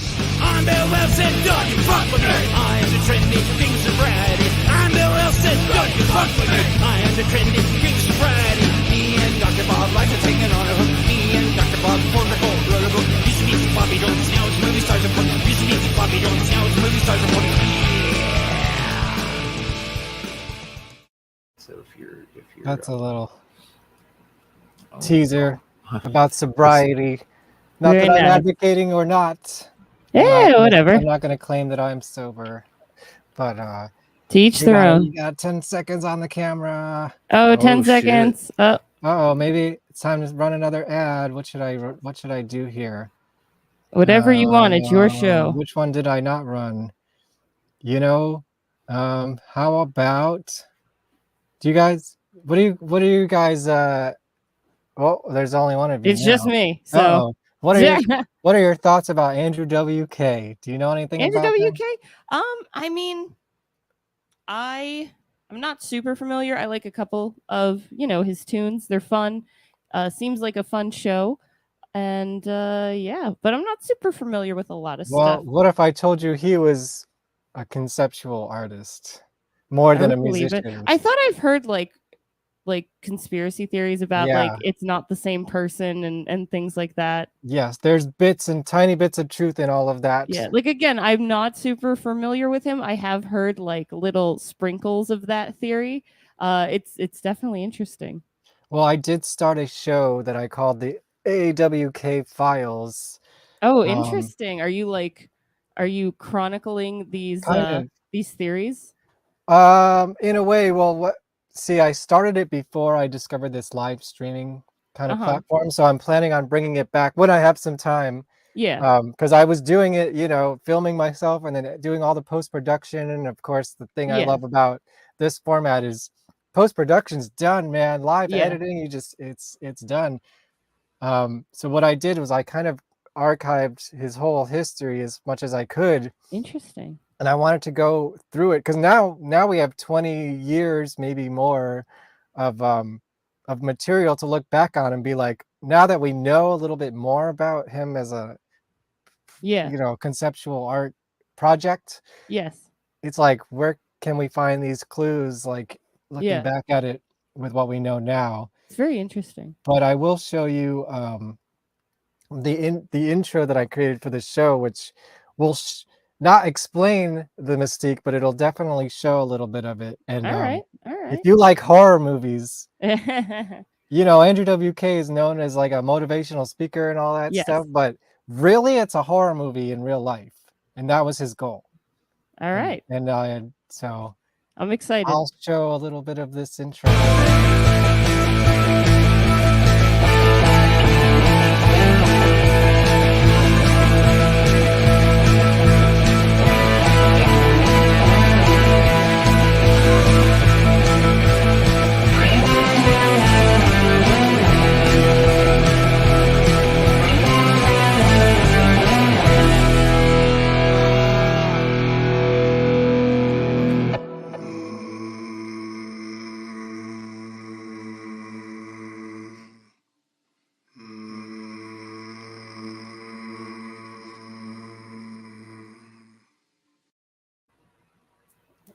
That looks interesting for you never sure. heard of him before, and you just saw that, like, it's it's bloodbath, man. Yeah. And what's interesting now, I'm on my little Andrew WK rant, but I don't know if you've been following the news, but a couple months ago, after he released his new album, God is Partying, where he appears dead on the cover, seemingly, he disappeared completely from all social media. His website was deleted. Oh, All of his really? social media was deleted. He's just disappeared. So Interesting. the Now, do you story think this is a cool thickens. PR stunt, or do you think Oh, yeah, he we were just talking about the Well, whole conspiracy theories behind one of the WWK. things in this era, well, during the pandemic, there was leaked apparently a journal that he made in the 90s Oh, where he really? chronicles an entire timeline of what he was going to do in the next 20 years Oh, wow. as this project, sort of. And Very the interesting. whole thing is fascinating. Like, it would take hours and hours and hours to go through it all, but I'll have the to find music, myself down that rabbit hole one day. yeah, oh my god, take 10 hours out of, if you have a day, just a total, I go don't down the usually, rabbit but hole. Yeah, See, I know, you guys seem a little busy. You my could put it on in the background while you're creating my more TV. mind goes too many places to really structure things like that, but at the same time, I think that's something to respect when people lay out a plan of what they want to do, and it's just, I'm going to achieve this, and basically manifesting your destiny. No, Yeah, I mean, long story short, the music is a smokescreen. It's not even about the music, although he's created the music to stand on its own. Yeah. It's not what it's about at all. It's like, okay, I mean, we were talking about Cloverfield before. You know how the movie stands alone, but it's really just this tiny part of this much larger picture. That's what the Andrew WK albums are. Well, I mean, we can go back. Interesting. Film history has always had, especially ones that are quality, have many meanings. I mean, look at Night of the Living Dead, and each of those films have a motive behind them. Oh, yeah. Sure. You know, Yeah. but if you just take it as fun zombie films, and it's that too. So yeah, It's cool to have those layers. and I'm going to, even though I mentioned it before, because you can never pimp out and push people too much. Please so I'm do. just featuring different works from people within the band. So this is the original drawing / blood illustration that Avery did, that eventually became the design on the back of the one shirt, and as well as our one kick drum for when we had a live drummer. Has also done a ton of other paintings and things like that that are unique and interesting. And now, what next? I think next is JBW's. Uh-oh, it's about you again. So this one, again, he, his output is impressive. And as soon as he put this one up, if anyone is a fan of Electric Hellfire Club, this is a JB Dubs piece. It's also nice because in the, I call it the candy corn room, that we have streamed out of many times, I have black lights in there, and it glows, and it's fancy. Yes. Didn't you even say he acknowledged and gave it a shout out? Yes, he did. That's awesome. What did I do? Not you. Not me. Who gave who a shout out? The lead singer of the band, the Electric Hellfire Club. Are they still a band now? I haven't heard about them in a long time.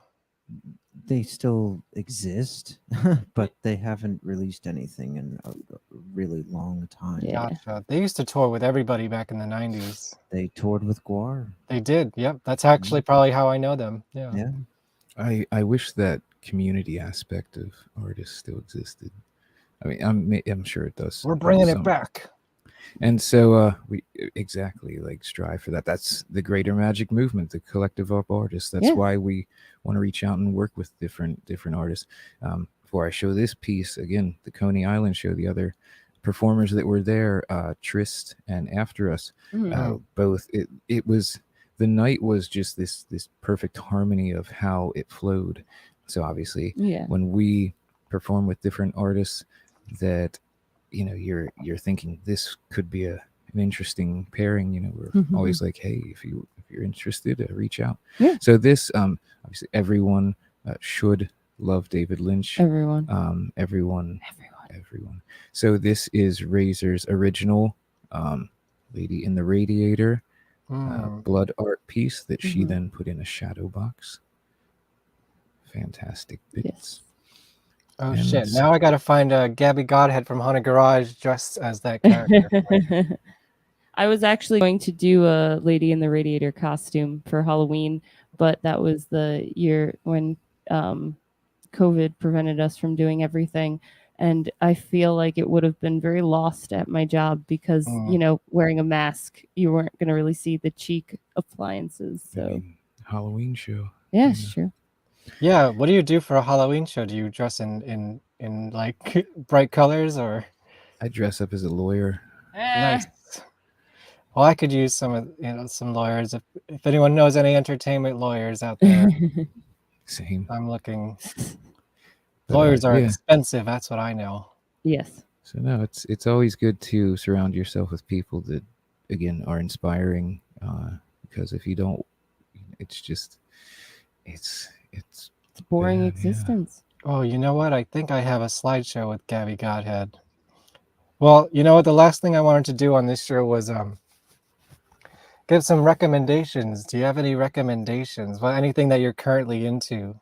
Funny enough. I mean, and not like the 2-hour ones that you do on your podcast. Well, I was I going to heard that. mention, funny enough, we have different topics and series with from the Devil's Den, the Destruct Principle one, and Jared was featured as the first one for. We have one I of the need to listen members. to that album, but I listened to you talk about it for 2 hours. We have, they could have gone longer. I bet.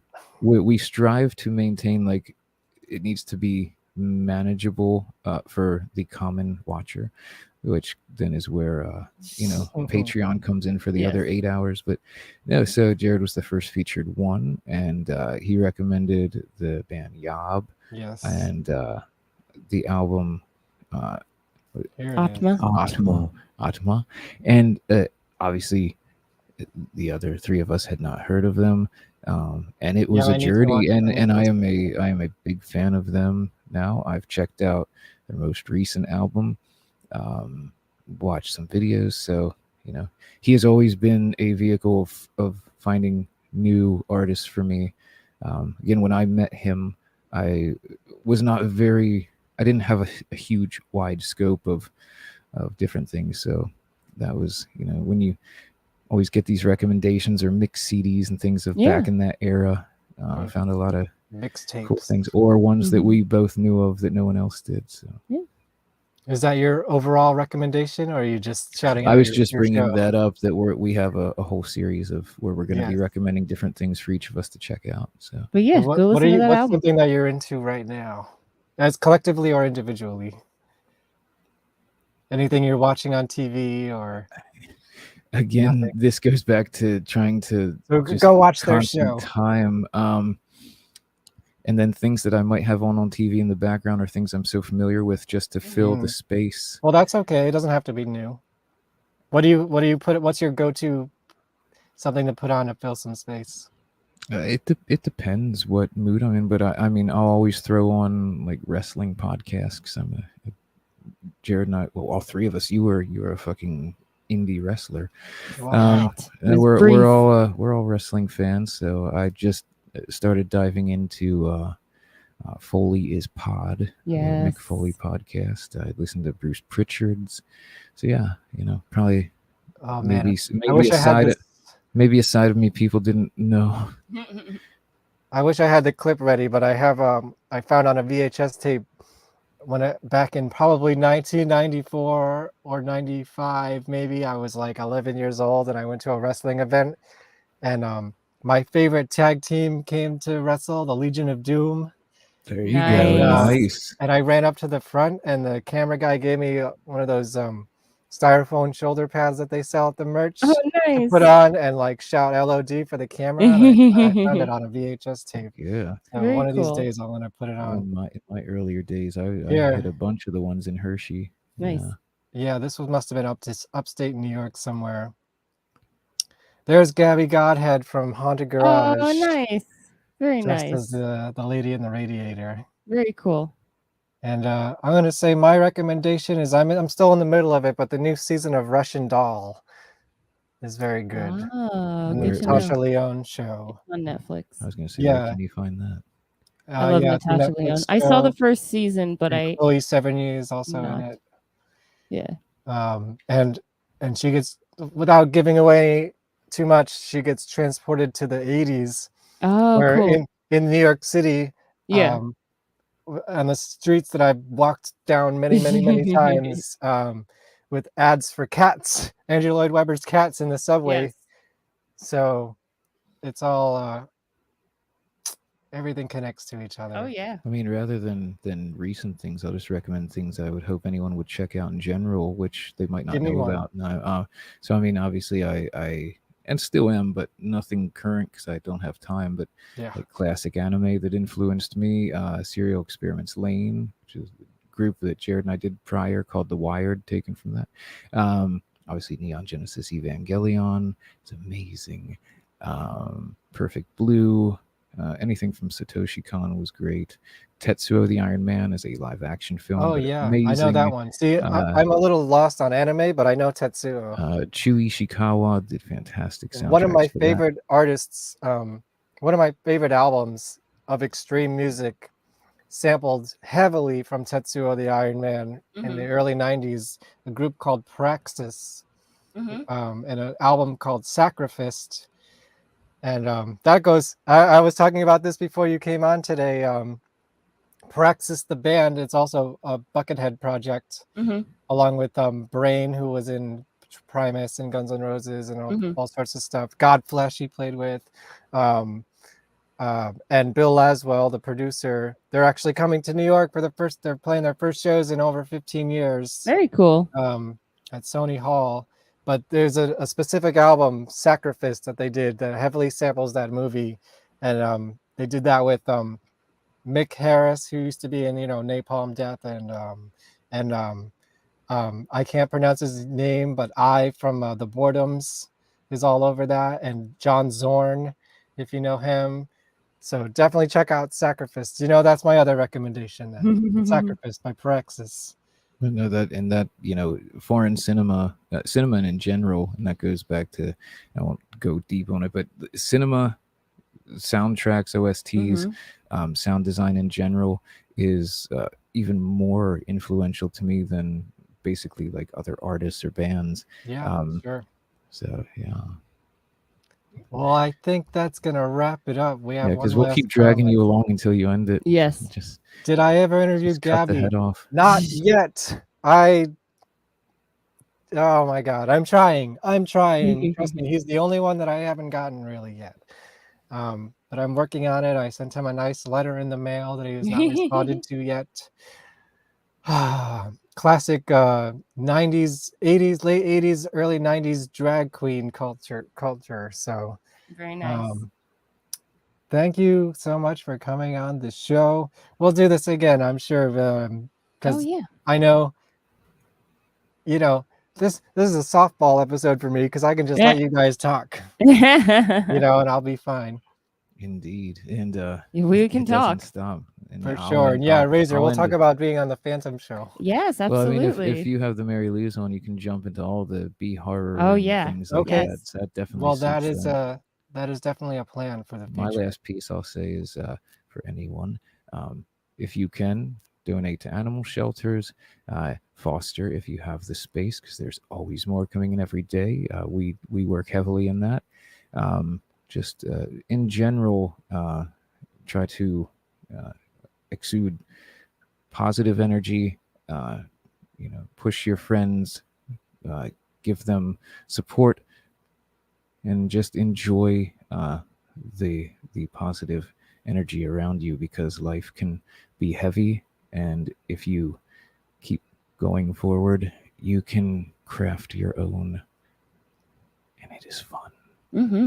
Hell yeah. Anyone else have any final words?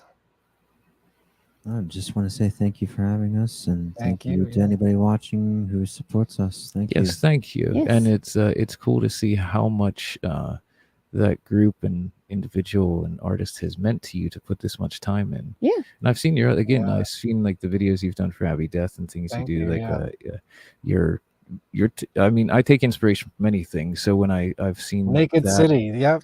yeah. So when John I've seen Zorn. that, I'm just like, good shit. Thank you very much. Yeah. And if you're not doing anything tomorrow at 9 o'clock, found a phantom right here on this YouTube channel. And let me Actually, show you. the Mary Lou's maybe at the Dark Oh Parlor. yeah, the Mary Lou's may be conflicting? occupied. We do some vodcasts on location, and we just might be there. Well, you know what? Check that out as well. My show will live on YouTube if you miss it. So you can always Fantastic. do We'll a share it rewatch. out. We push everything we can. Absolutely. Yeah, absolutely. And I'm gonna play us out with this is a video I did for my Andrew WK show, but it's still relevant here. Like, share, Okay. subscribe, and comment below. And I still don't have an ending statement for the show. If anyone has any suggestions, oh man, that's something that I really need to figure out. That and a theme song. I gotta do a theme song. You'll But get there. like, share, subscribe, comment below. Stay tuned for more. Follow us on all the places. And Yes. we'll see you next week with Carrot Top from the Radioactive Chicken Heads. Goodbye. Like, share, subscribe, comment below. Like, share, subscribe, comment below. Like, share, subscribe, comment below. Yes, it's a show. It's all